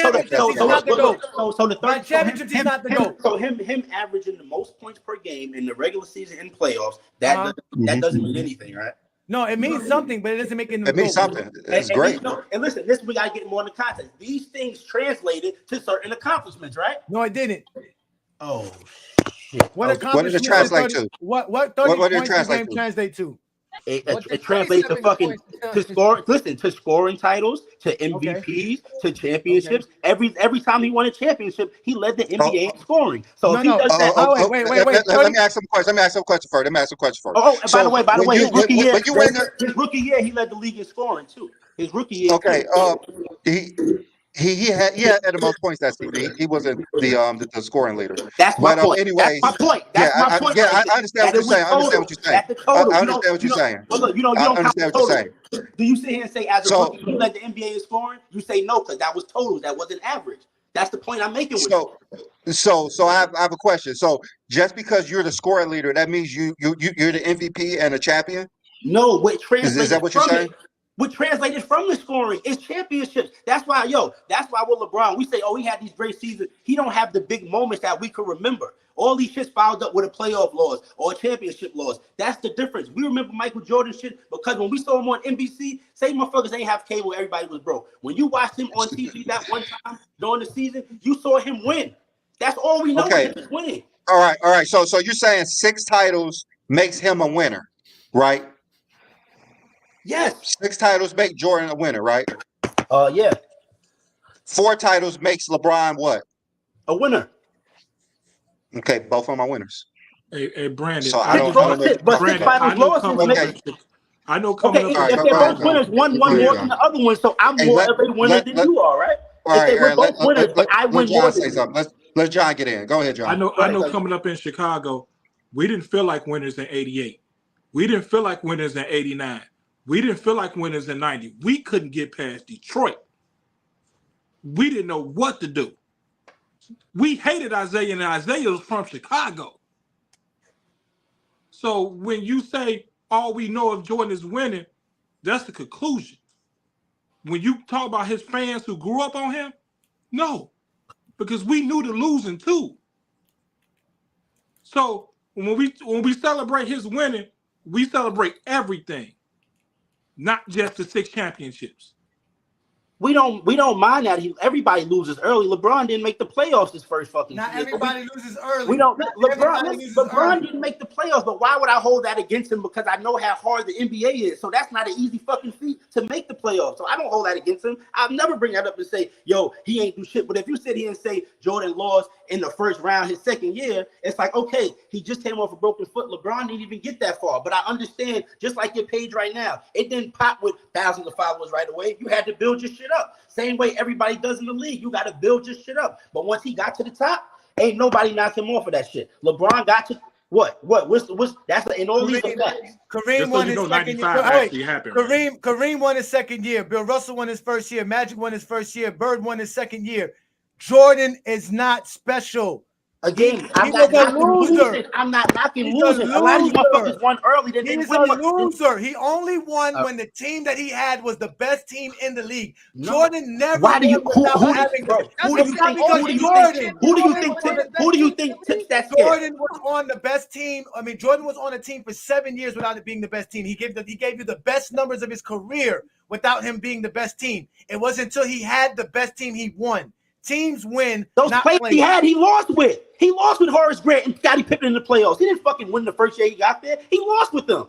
Again, they weren't the best. Jordan did not start winning. You just said you ain't gonna hold it against them early in their career. Now you just holding it against Scottie Pippen. No, I'm saying that a young Scottie Pippen. I don't blame him because Scottie Pippen wasn't the Scottie Pippen we talk about now. He was a fucking scrub back then. So I didn't expect him to go hold it against him. Jordan wasn't the player then that you're talking about the way he is now. Yes, he was. The players Scottie Pippen. If he was the winner, why did he quit in '99 and keep playing? Why did he go to 8 championships? Why did he go to 8 championships? Wait. Why did he stop at 6? Why was 6 enough for Jordan?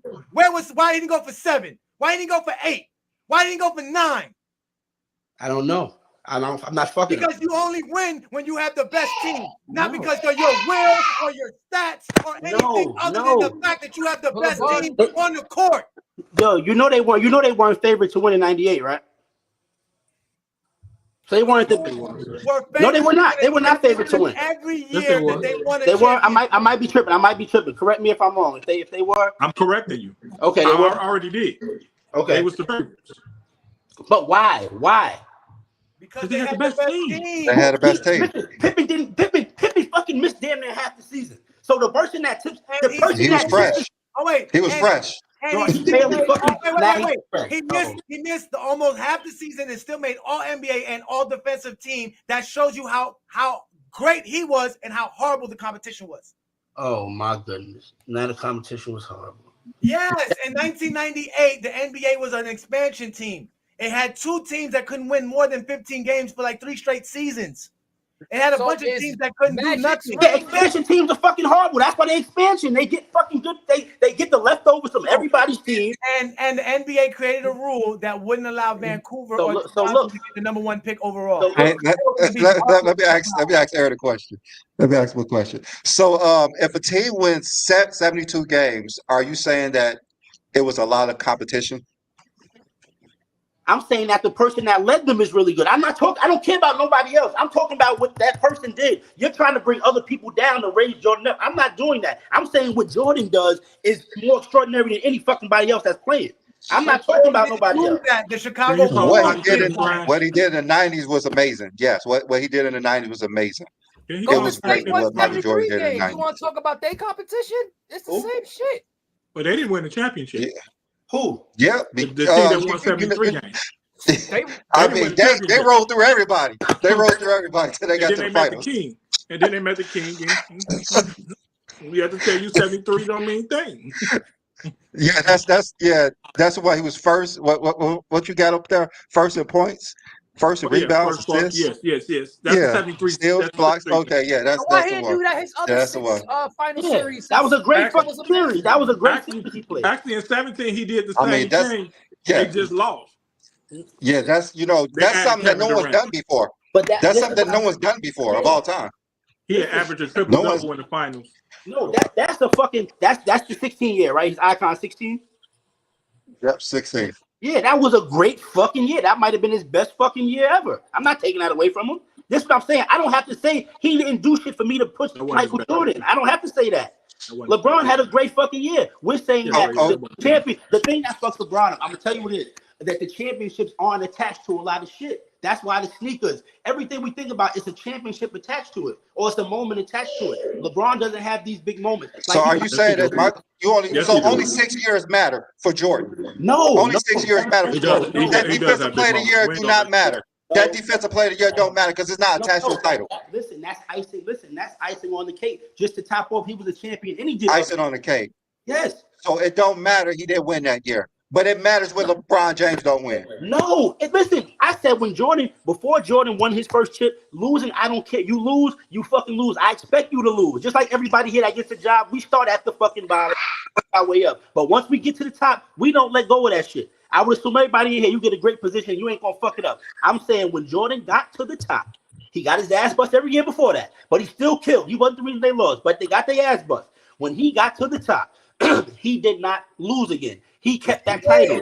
He lost in 95. 95 again, if you want to look, if that's your own, are we just ignoring Washington too, right? We just ignoring Washington, right? No, don't count. He don't want to count Washington. I'm saying I'm not gonna sit here and say you're not the GOAT because you only played 17 games after retiring for a year and a half. I'm not gonna say that. What does that mean? What does that mean? That I don't expect somebody that played another professional sport for 1 year and a half to come into the best league in the whole entire fucking world and just beat somebody with a totally new team. You're coming off the street. So why did he go on a recruiting spree in that summer to get his team to be a better team instead of making? Who did he recruit? Dennis Rodman, the All NBA player and the defensive. I mean the All Dennis NBA Rodman player was traded for fucking Will Purdue. Do y'all remember Dennis Rodman before? He was traded because Michael Jordan Dennis Rodman when we got him. When the Bulls got Rodman, he wasn't the Pistons. Told the Bulls that Dennis Rodman would be available. Matter of fact, he made Dennis Rodman actually demand a trade. Even if he gets Dennis Rodman, right? You still have to produce and win. I don't give a fuck who you get. LeBron. When you got the best players on the team, you can do that. You already have Scottie Pippen, who's an MVP candidate. Then you add you had an All NBA and the best rebounder in the league. Then you add the best player that's the international player that's on the team. What are you talking about? Is that 4 Hall of Famers to Johnny? Is that 4 Hall of Famers right there? 4 Hall of Famers. Okay, These are homegrown people. You're gonna punish somebody for drafting now. It's not drafting. Who was drafted? They didn't draft Only person who was drafted is Jordan. Michael Jordan didn't want Tony and Scotty. Michael Jordan was drafted by Seattle. It don't matter. He got there. It don't matter. He's there. It don't matter. Matter of fact, Jordan only playing because Jordan wasn't there. If Jordan would have stayed, you broke up. Say it again. You froze up. That's because his internet tired of his lying. That's why it's broken up. That's the fact. Wait. Start over. Your shit went out. The Bulls were trying to get Kukoc on the roster since 1990. They were sending Michael Jordan tapes and sending Michael Jordan to go overseas to go talk to him, to bring him to Chicago. Jordan wouldn't do it. It wasn't until Jordan left that Kukoc said, you know what? I'll come to the Bulls now. I'll come play with Scottie Pippen and them. Scottie Pippen said it himself. He said, we couldn't get no free agents while Michael Jordan was there. Soon as is he recruiting or not? Make up your mind. You just say I said he recruited in 95. I said you still have to produce. I don't give a fuck who comes there. You still got to produce. And You're making a big deal out of a one player. Michael Jordan was producing in 87. It didn't lead to winning. He was producing in 88. It didn't lead to winning. And LeBron was producing too. And in 1996, Jordan was not producing nowhere near what he was producing prior to his NBA career, and he was still winning the most because he had the best team at that time. There was no NBA team that had 2 NBA first teams and 3 defensive first team players on the roster besides the 1996 Bulls. That is called super team. That's called a roster. That is called a championship roster. Has nothing to do with Jordan. Oh my! The MVP of the league has nothing to do with the MVP of the fucking basketball league. Every league MVP isn't a contender. Oh my goodness! And every MVP, they're not. No, they're not. But this one is. But this guy is. He's not. Everybody else different. Yeah, he's different. Yes, he's yo. Do you understand? You know what it is? We haven't seen anybody win consistently like that. This is why the 10 finals. You never seen nobody win like that. You never seen nobody. This era has not seen anybody win that much. That's numbers. That's a fact. Nobody because there hasn't been just one team more dominant than everybody. No, it hasn't been one player. It hasn't been one. And Jordan's never won the most. He doesn't have the most playoff wins. He doesn't have the most playoff series wins. He don't have the most championship wins. He don't have the most conference wins. He don't have the most division wins. He don't have the most regular season wins. He don't have the most winning seasons. What is Jordan the greatest winner? Bro. What you're saying right now could apply to players that don't even fucking play. Huh? What you're saying right now. Listen. What I'm Jordan saying doesn't play no more. I'm explaining to you. When you say he doesn't have the most division wins, right? You say that a motherfucker that just stays in the league. Udonis Haslem can have more fucking division wins than Michael Jordan because he plays in the league longer. He's on that team. So if you want to say that, you got to credit that whole team with the shit you're talking about. That's false. How? That's false. Well, if you have to credit the whole team, well, why are you talking about titles? Thank you.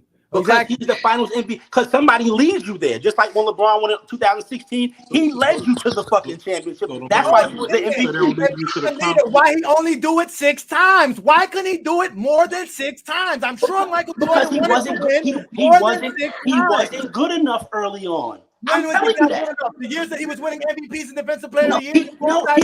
He couldn't do it. He couldn't get it done. He couldn't. I'm telling you, he couldn't get the fucking job done. That's the problem. He couldn't get the fucking job done. I'm done. Hey, listen, I'm done, ladies and gentlemen. I'm out of here. You guys keep enjoying this show. I can't deal with these people no more. I have enough. It's like TikTok. I'm done with them. Everything is about. He just left. He just left. We gotta get off anyway. Yeah, we gotta get off anyway. Yeah. LeBron dominated for 21 seasons, and it's based on stats. But Jordan's stats, he didn't do anything. He was just playing basketball. No one said that. Greg, his stats does not translate to winning. And so did LeBron's, but y'all praising LeBron's. We never said that. We never tell you guys LeBron's the GOAT because of winning. We keep telling you he's the GOAT because of the dominant stats. He literally just said he wins everywhere he goes. He's the GOAT because he wins everywhere he goes. He has won a title everywhere he went. Okay, that's winning. What the fuck? Did you not just say that?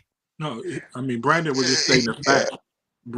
He said his stats doesn't mean that he was the best winner. He's saying that's basically what Johnny's saying. That's the reason they won, but LeBron's dominated because of stats.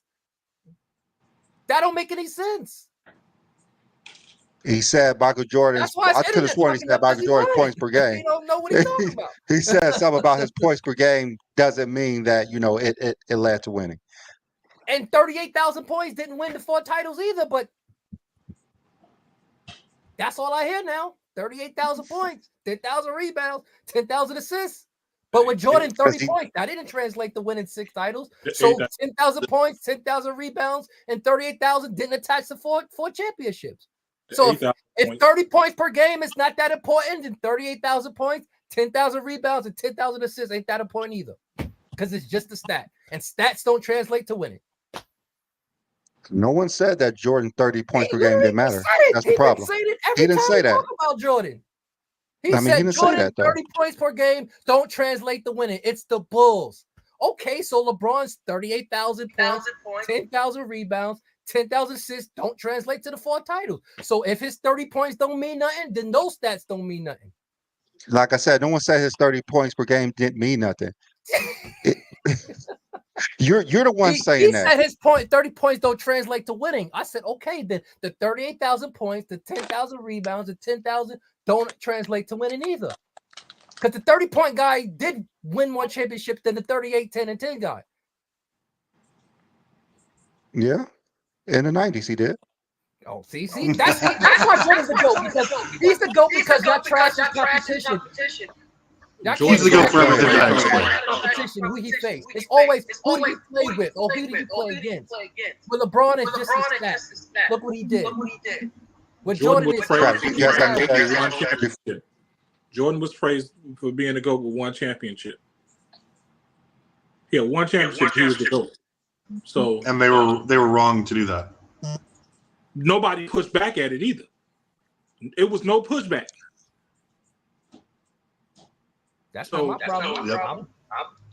Go ahead, Travis. So what are the qualifications to be the GOAT? I don't know, because the stats, apparently it's the stats, but the stats don't translate to winning. Can we let Travis go, because he's been trying to say something? Okay, go ahead, Travis. No, I mean, like I said, I feel like I've already broken down, and like all these things that we're going over is exactly why I have LeBron the second best player of all time, because again, he's not leading in really anything that you're going to say, okay, who's objectively the best basketball player on the court? Again, if we're talking about the established metrics that the NBA uses to determine these things, they're all listed up. It's Jordan across the board, except for like one. Nikola Jokic is like leading in playoff PER right now. If we're talking about the best scorer of all time, again, sure, LeBron has the most points, Jordan has the most points per game, regular season. Again, yeah, he shot more. But again, we're talking about who generated more wins, Jordan. Who generated more better plays on defense, Jordan. Made their team better, Jordan. Again, those are all objective things you can't get around unless you're like, well, I don't agree with the equation, whatever. No one cares. This is the established metrics that we're going by. You can disagree with them all you want, but at the end of the day, they're what measures. Jordan has more MVPs, more finals MVPs, more defensive accolades. Those are the only things that matter. Again, player of the month does not matter unless it translates to an MVP. Same thing with player of the week. That doesn't matter at all. Again, Jordan has more of those, more MVPs. So again, and we're talking about completing total resume. You can nitpick, but when we're talking about the top 10 players of all time, nobody clears Jordan as far as the major hardware, stats where it matters. LeBron has longevity, check, and he's consistent, 100%. But he's not a better player objectively than Michael Jordan in any measurable statistic. The MVP is crazy because LeBron got 4 Y'all were just hammering about it. He was an MVP before he got to Miami. I have Don't no say problem it's with a that. bullshit. LeBron got 4 MVPs, and that was by 28. He didn't win another MVP out of 4 and 5 28. years. And he was still the best player in the league. I don't understand that. Someone chose not to let him win 5 MVPs at least. He still they didn't want to vote for him.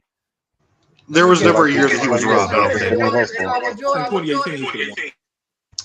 Should he have though over Harden? Yeah, you can go back and look at the numbers Craig want to talk about. He was number one at all. He played 82 games that year. I mean, you can't. I mean, it's not even an explanation to why he didn't win MVP that year. Besides, they wanted to give it to James Harden because they felt like one of them Steph Curry years, James Harden should have won. Yeah, they basically gave him that MVP because he deserved it in 2015.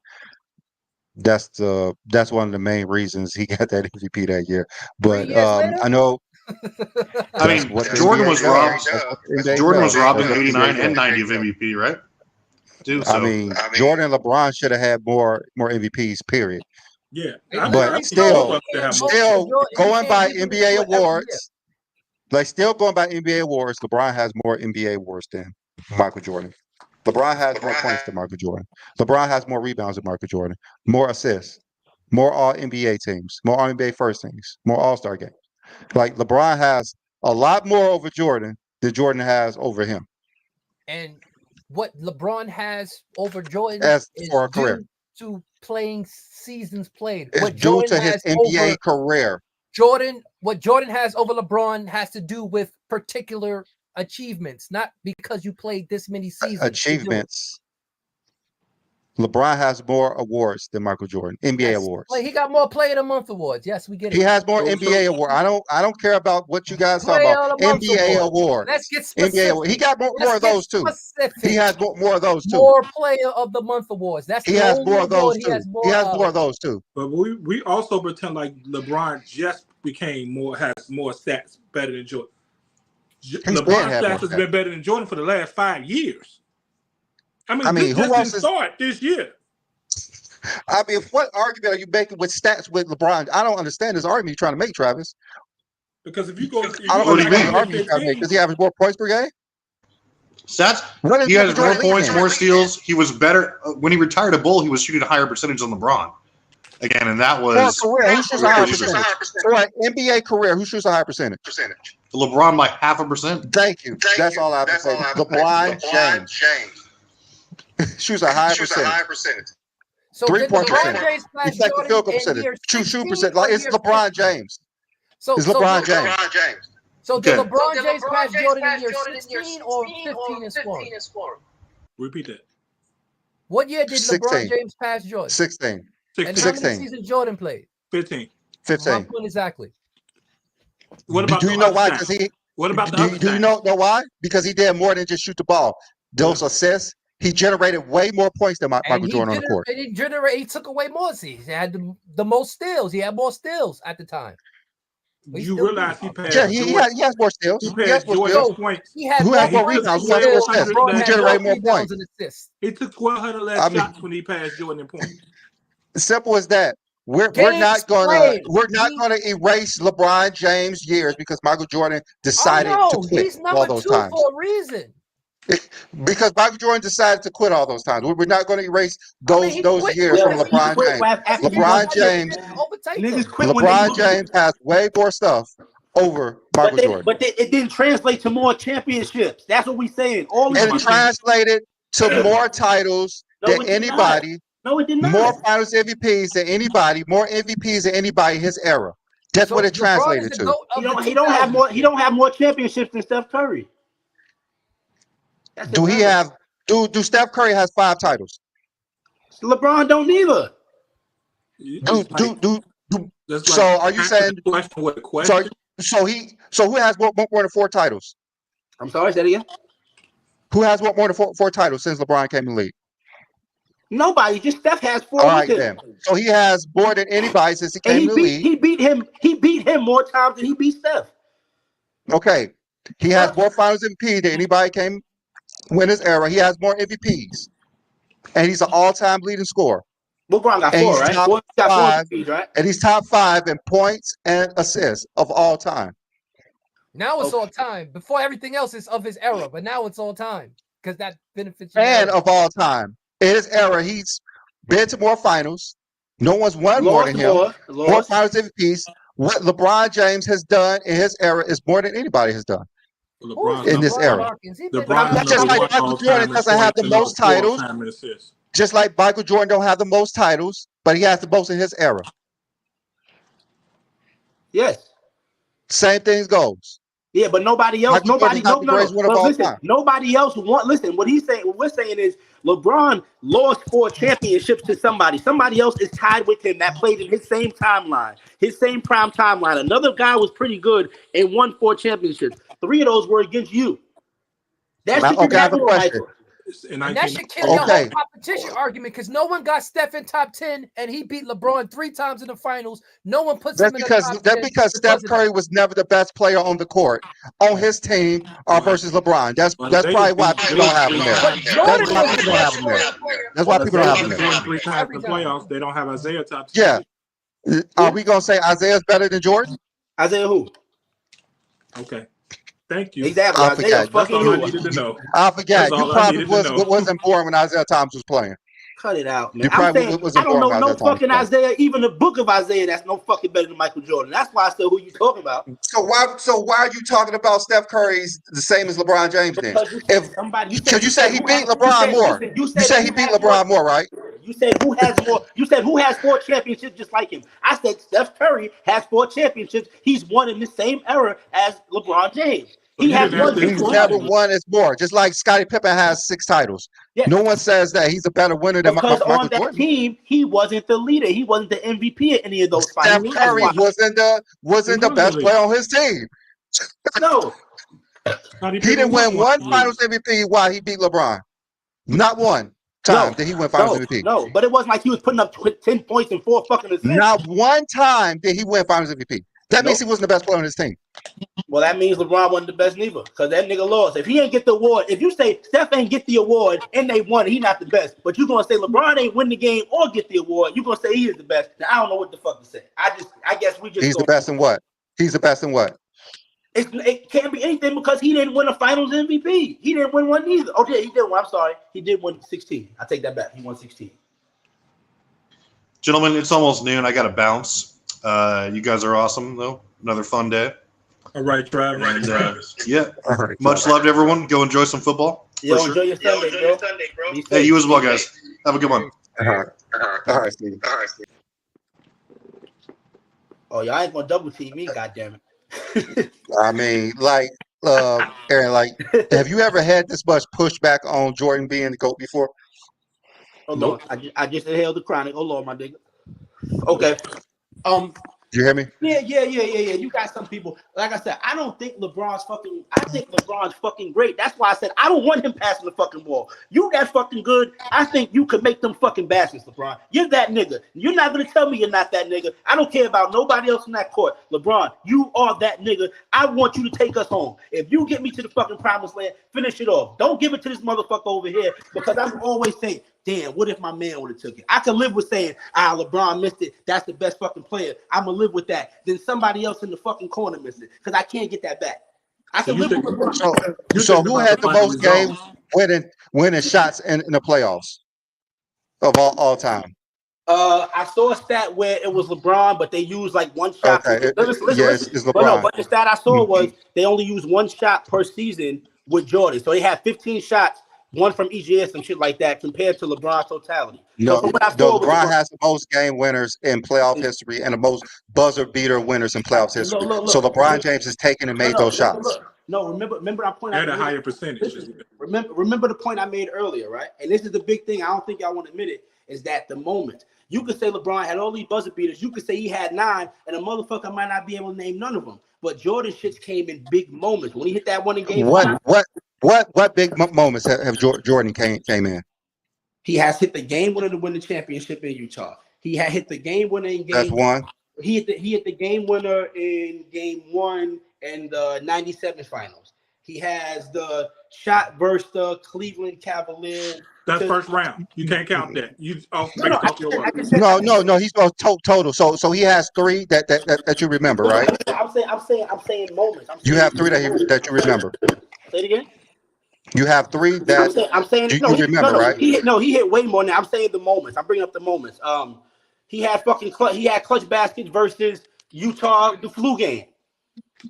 We're talking about game winners. We're talking about game winners. Yes, I'm saying. Hear what I'm saying to you. Hear my point. Mm-hmm. All of these shots, they came with a moment or a chip behind him. LeBron could have 25 game winners. Say we give him. I mean, you named 2 that came with a title.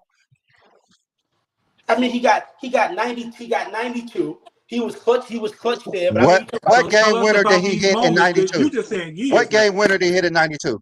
What game winner hit in 92? I said clutch. I didn't say game winner. I said clutch. But even that. Okay, so now it's different. It's clutch. Okay. The game winners that we seen, they came in big moments. But he's telling you named 2 of them. You named 2 of them. Say it's even 2. Say it's even 2. You named 2. Say it's 2, right? Say we got game 1 in 97 and game 6 in 98.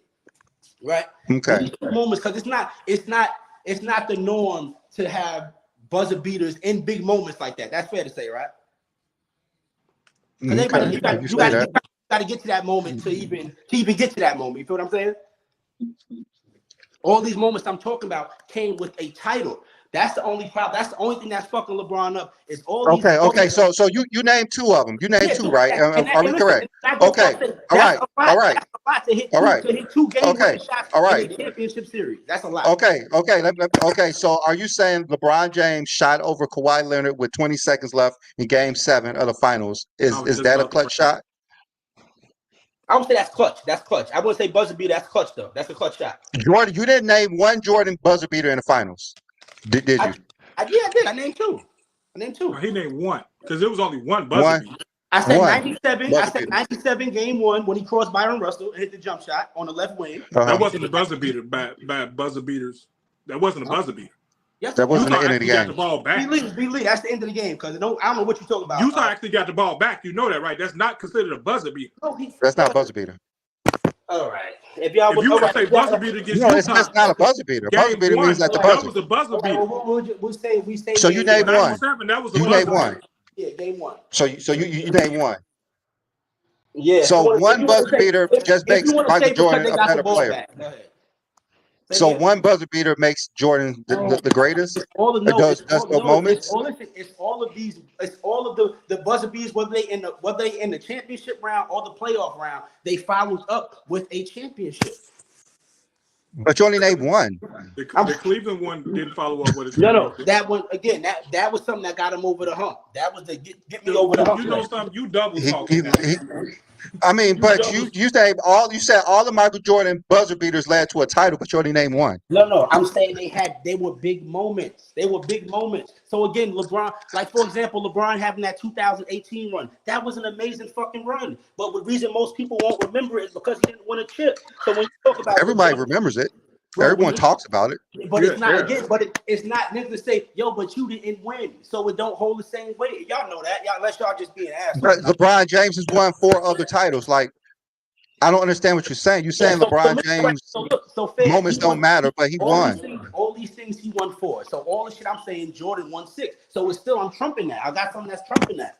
Regardless how you slice it. So you're saying that the more titles you win, the better the player you are. No, I mean if you he dropped out. I mean, it's kind of hard to explain this, but let's see if he gets back on. Yeah, there you go. No. All right, so you're saying the more titles you win, the better player you are. No, because again, you're going to try to compare that and say, well, somebody has 7. Robert Horry has 7, but we all know he didn't contribute the same as Michael Jordan. So we know he. So the more titles don't make you a better player, right? Listen. You know what makes you a better player. Not because Patrick McCall got more titles than Chris Paul. What put Jordan in front of Kareem? Answer that question. What's that? What puts him there? What put Jordan in front of Kareem? Kareem got 6 finals. I mean, 6 regular season MVPs. Titles and 6 MVPs. Yes, 6 titles. What put him in front of Kareem? Yeah, Jordan has 6 titles, 5 MVPs, and 6 finals MVPs. Kareem wasn't the best player in all his championship series. Which ones he wasn't the best? Explain. Because the first one, Magic won. Actually, Kareem should have won. Yeah, they actually changed it. The Magic. Stern did it. But he didn't. Whatever, however you want to slice it, he didn't do it though. No, they actually changed it to Magic. If Kareem won it, they changed it to Magic. Yeah, they actually changed the Magic at the last minute. So Magic Johnson is in the books. He doesn't say a little line that says, "But Kareem, whatever." So just F what actually happened. Okay. I just know how we going. It's nothing to say that overrides that because that's in the books. He wasn't. All right. So are you saying so you're saying that the more MVPs, the most finals MVPs, and the most titles make you the greatest player? Is that what you? No, because you got to count that. You got to count the accolades, the numbers that come with it. Oh, so stats matter as well in this conversation. If we're going to say something like, I know you don't have to say it, but Bill Russell, he would have had more than 6 finals MVPs if it was given back then. But Michael Jordan's stats trump Bill Russell, even though he has more titles, right? Hold on, cousin. 1 second. Hold on.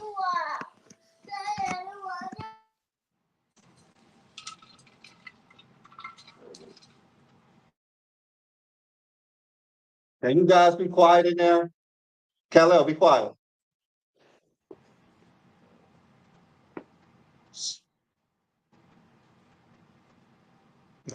Is you coming back, Aaron? Like, yeah, I got the same thing you got going on. Hold on.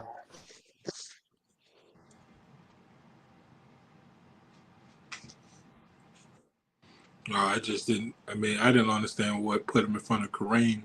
Kareem got 6 regular season MVP, 6 championships. He was the all-time leading scorer in NBA history. I don't know what put Jordan in front of Kareem. Well, just like you said, like after Jordan's second title, they put him above Kareem when Kareem was superior in everything. Everything. Ever see? Even in '93 when they just cemented him as the you GOAT, know Kareem why they was did that in superior. Because they didn't see anybody in the modern era win 3 in a row. That's why. That's what and that too. Like, yo, fellas, I could debate all day with y'all. We can talk about the scrubs now. That's playing the scrubs back then. But there's certain shit that we can't even really phantom. Like we seen back then. If we seen LeBron win 3 in a row right now, even though I'm not his biggest fan, I might go the fuck out like, yo, that motherfucker won 3 straight. Like, ain't nobody stopping him. That's what's like the hard part to phantom. Like, we try to minimize that when none of these other cats did it. You could say Bill Russell, but Kareem, Duncan, LeBron, even Steph, they didn't do that shit. And they did it with 2 different franchises. I remember that 95-96 team, it was only Scottie Pippen. It was So only if Pippen. we try, keep saying we trying to diminish Jordan while you diminish Bill Russell. Like, I don't understand what you're talking about. I'm not diminishing. I'm just going to keep it. I'm just keeping it a buck. A lot of us, again, it was. How many teams was it back then? 4, 6, give or take. It was 4. Maybe 8. It might be 8. Between 4 and 8. We can get that right. Between 4 and 8. Okay, so what that got to do with anything? That again, the context of we don't really know the other players he played. It was only 2 rounds to get there, so you're not really having to do much. It's not held to the same. It's not held to the same degree, even though again they hold him in a high standard because of not just the accolades, but the civil rights and shit he did. That's why he's held to that. But we don't. None of us sit here. Before somebody says rings matter, no one will ever say Bill Russell is the best player in history.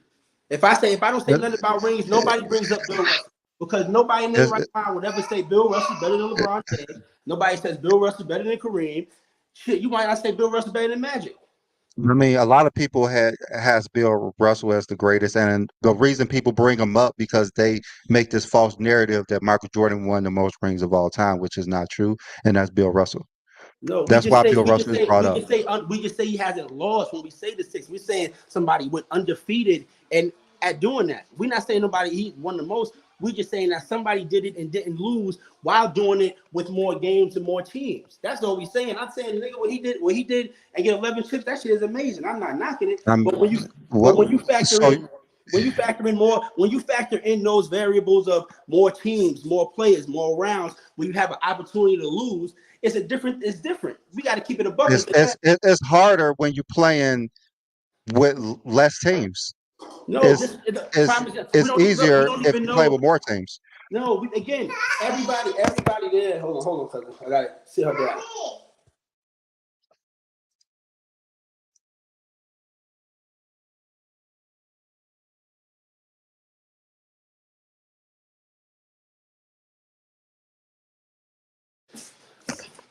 All right, my bad, fellas. My daughter's all right. So if the '90s were only 8 teams, would it be tougher competition or less competition? No, I mean that's a hard hypothetical because now you no, it would be because all the best players on 8 teams. It would be tougher to win. But now you're talking about modern. You're talking about modern rules and modernized game. We're not just talking about no 3-point line. So much shit was different back then. I mean, it's still less teams means tougher competition. Simple as that. Less teams is gonna always mean tougher competition. Say it again. Less teams will always mean tougher competition. I mean, depending on the kind of players you have. Like 4 of us in here, we all fucking whack. We just whack. But we go to a bigger platform. It's different. Now we got to go through more shit. If I just got to go through you and my man that running shit, it ain't that big of a deal. So why would they put worse competition on those 8 teams if you got a pool of the best players? Why would you put lesser players there? That doesn't make any sense. Wait, You're going to put the best players. Say it again. Say it again one more time. I was reading. If you have 30 teams and you have to narrow it down to 8 teams, why would you put lesser players when you could put better players? Because again, you're asking a crazy hypothetical where we got to say that's not a hypothetical. That's just less teams. It's going to be more competition. Listen, but again, we're talking about we know the competition. The game is modernized. It's a different. That's what I'm saying. It's different. The game is modernized. It's not the same shit as back. You're diminishing that era still. That's what I'm saying. You're continuing to diminish that era by not giving them their credit. Bill Russell won the most in his era because he was the greatest in his era. You're holding it really, really high, and it shouldn't be that. It should be held, but you're holding it high, and it should be. Like Michael Jordan won the most in his era because he was the greatest in his era. We don't have to diminish other eras to say that Michael Jordan was great. That's what I'm saying. I'm not again. Michael Jordan just isn't the greatest winner of all time. That's all. Yo, like I can't sit here and motherfucking defend my grandmother who was born in the 50s. I don't know that time to be talking. So you like the little shit that I can't sit here and motherfucking defend my grandmother who was born. When we talk about the greaters of all time, we have to take everybody. We just don't stop at a certain time. We're not there in the 60s to say, yo, this is the competition. So we're not there to see that. We can see what's going on. We can't watch. Yo, we could watch 82 games of a team probably go on YouTube.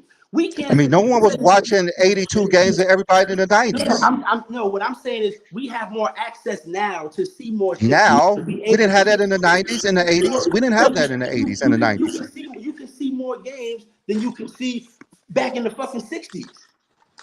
Then again, you saying we couldn't watch everybody play in the 60s. We couldn't do that in the 80s and 90s either. But you're able to see more. Even if you watch your team, if you watch your city, if you live in fucking DC, you can watch the Bullets play every other basketball team. You can watch that. So you can at least see that at the very least. You can see the team in your region, whether it's professional, whether it's collegiate, you can see that. We're sitting here arguing about some shit we don't even have that much access to be able to argue. You're the one diminishing them. No one else is. No, I'm saying it's a great feat, but I'm telling you, if you got 4 fucking teams, like if you're gonna argue that 4 teams because, oh man, that's the best players in the world, when you consider half the motherfuckers wasn't black, even with the ABA merger, I can't sit here and say, no, he's the best because he won with 4 teams. Ain't no. And again, like I said, you're diminishing other eras. That's like there's no reason to diminish those eras. Michael Jordan just did win more than everyone all time. That's all we're saying. That's all I'm saying. He won the most in his era. Why can't we just say Michael Jordan won the most in his era? Why can't we just say that? Because we're talking about the greatest. We're not talking about the best era. He's not the greatest winner of all time. It's Bill Russell. We're saying greatest player. I never said greatest winner. You keep talking about titles. That's what makes Michael Jordan the greatest. Excluding titles, what makes Michael Jordan the greatest? Titles are the ultimate goal. That's what we get into it for, right? We play in rec leagues, whatever it is. We try to win a championship, right? That's the ultimate goal, right? And whatever we do in between that is icing on the cake. We got to do whatever we got to do to get to that point. If I got to average 35 for 82 games, I got to average 35. If I got to average 18, we do what we got to do. Okay, so outside of titles, what makes Michael Jordan the greatest? I just told you his accolades, his game. He does it better than anybody. He doesn't have the most NBA accolades of all time, though. Yes, he does. No, he does not. Who has more than him? Whoever's in the backstage, I'm gonna put this link back up. It's because it actually shows the trophies that LeBron is in second, is in third place with 18. Mike got 37. Magic got 19. And I can read them to you. I can tell you what LeBron got. LeBron got 4 NBA championships, 4 finals MVPs, 4 regular season MVPs, 3 All-Star game MVPs, 1 rookie of the year, 1 scoring title, 1 assist title. That's what he has, which is fucking amazing. Scoring titles isn't an accolade. It's not an accolade. The NBA does not list scoring titles as accolades. That's the gap right there, because you want to talk about the 10 scoring titles. We don't. It's not an accolade. We don't say somebody's the rebounding leader. We don't give them that title. Or am I bugging? It's not an accolade. The NBA does not. I'm gonna pull up what the NBA lists as titles. Okay. Okay. And the picture you talking about is from a fan name. Can I substitute that with accomplishments? Is that a better word for y'all? So y'all could try to get LeBron in there. Y'all rather me say that We're word? not trying to put No, LeBron in there. We're just telling you. I mean, we're We not. We're basing things just off your saying what work. the NBA states. Yeah, we're just saying what the NBA states. That's all. Yeah. This is what the NBA states. He got 6 chips, 6 MVPs, five regular season MVPs, 1 defensive player of the year, 1 rookie of the year. The NBA states 94 total awards for Michael Jordan and 154 for LeBron James. That's what the NBA states. Are you talking about player of the month? That's what the NBA states. I'm not talking about any. I'm talking about what the NBA states. If you sat here and said, hold on, I'm trying to see what else they got. Oh, if you sit here and you gonna say NBA player of the fucking week, if that's your argument, then I just leave and say LeBron fans got it. I mean, all I'm saying is this is what the NBA states. I'm not saying anything else. He has more MVPs and not as many player of the weeks or player of the month. So what is that? So where's the math with that? He might not have got the most player of the weeks, but he has more MVPs than this guy that has more player of the weeks. He has that, but he doesn't have the most NBA awards. That's what we're saying. NBA lists awards on their website. Michael Jordan does not have the most. Again, if you want to sit here and say he's a sporting news, even Jordan got 7 of them. I won't count no fucking sporting news player of the year. That's what the NBA counts. We're not. I'm not counting these myself. So you want to count? No, but you don't want to count what the NBA says. Certain shit in the street, man. Y'all niggas know what it is. Don't nobody sit here and praise anybody and say, yo, you got players of the week. Hey, hold up a second. Reels, you have an echo. Reels have an echo.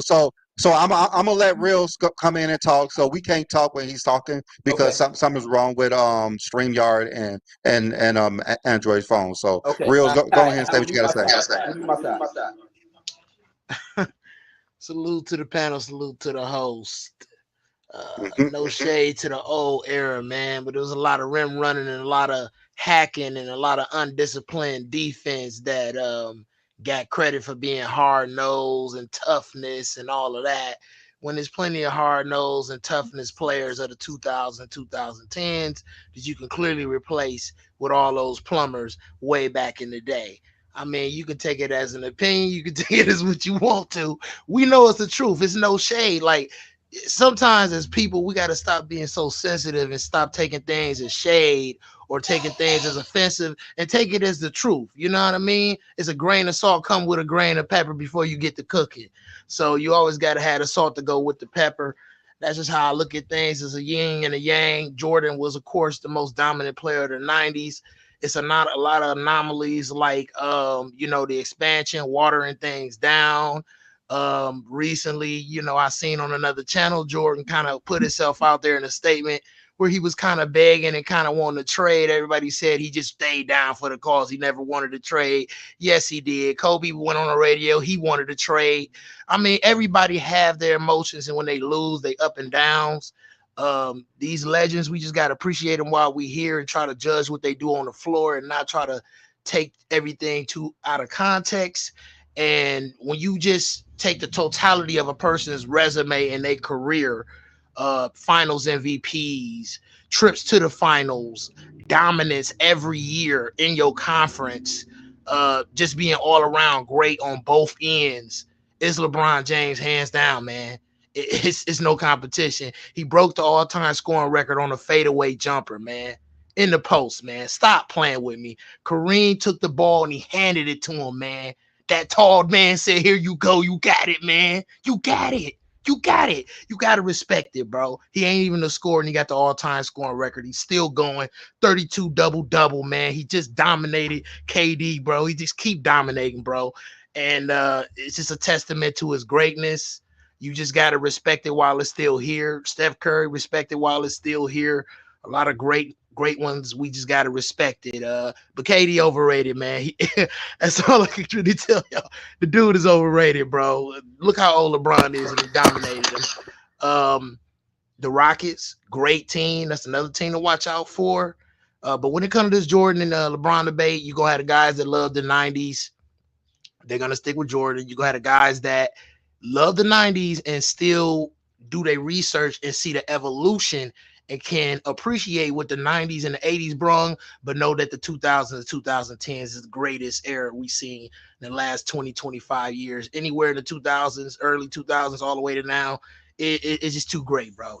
Too much athleticism, too much skill coming off the bench. It's just too great, bro. That's just my take on it.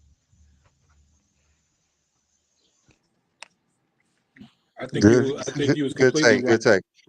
Yeah, I think you good was take. completely right on a physical. A lot of people thought physical play meant better defense when it's not. It was just a bunch of hard fouls. I mean, if you can go left or right, they couldn't guard you in the 80s or 90s. I mean, like last week, I showed a clip of what I think it was last week. How they were saying that Larry Bird was better than I was it 2 weeks ago. Larry That Bird was was 2 better weeks than ago. That was 2 LeBron weeks ago. ever was in 1988, and we just saw him casually shooting wide open jumpers, walk into the hole in Game 7. In Game 7 of the playoffs.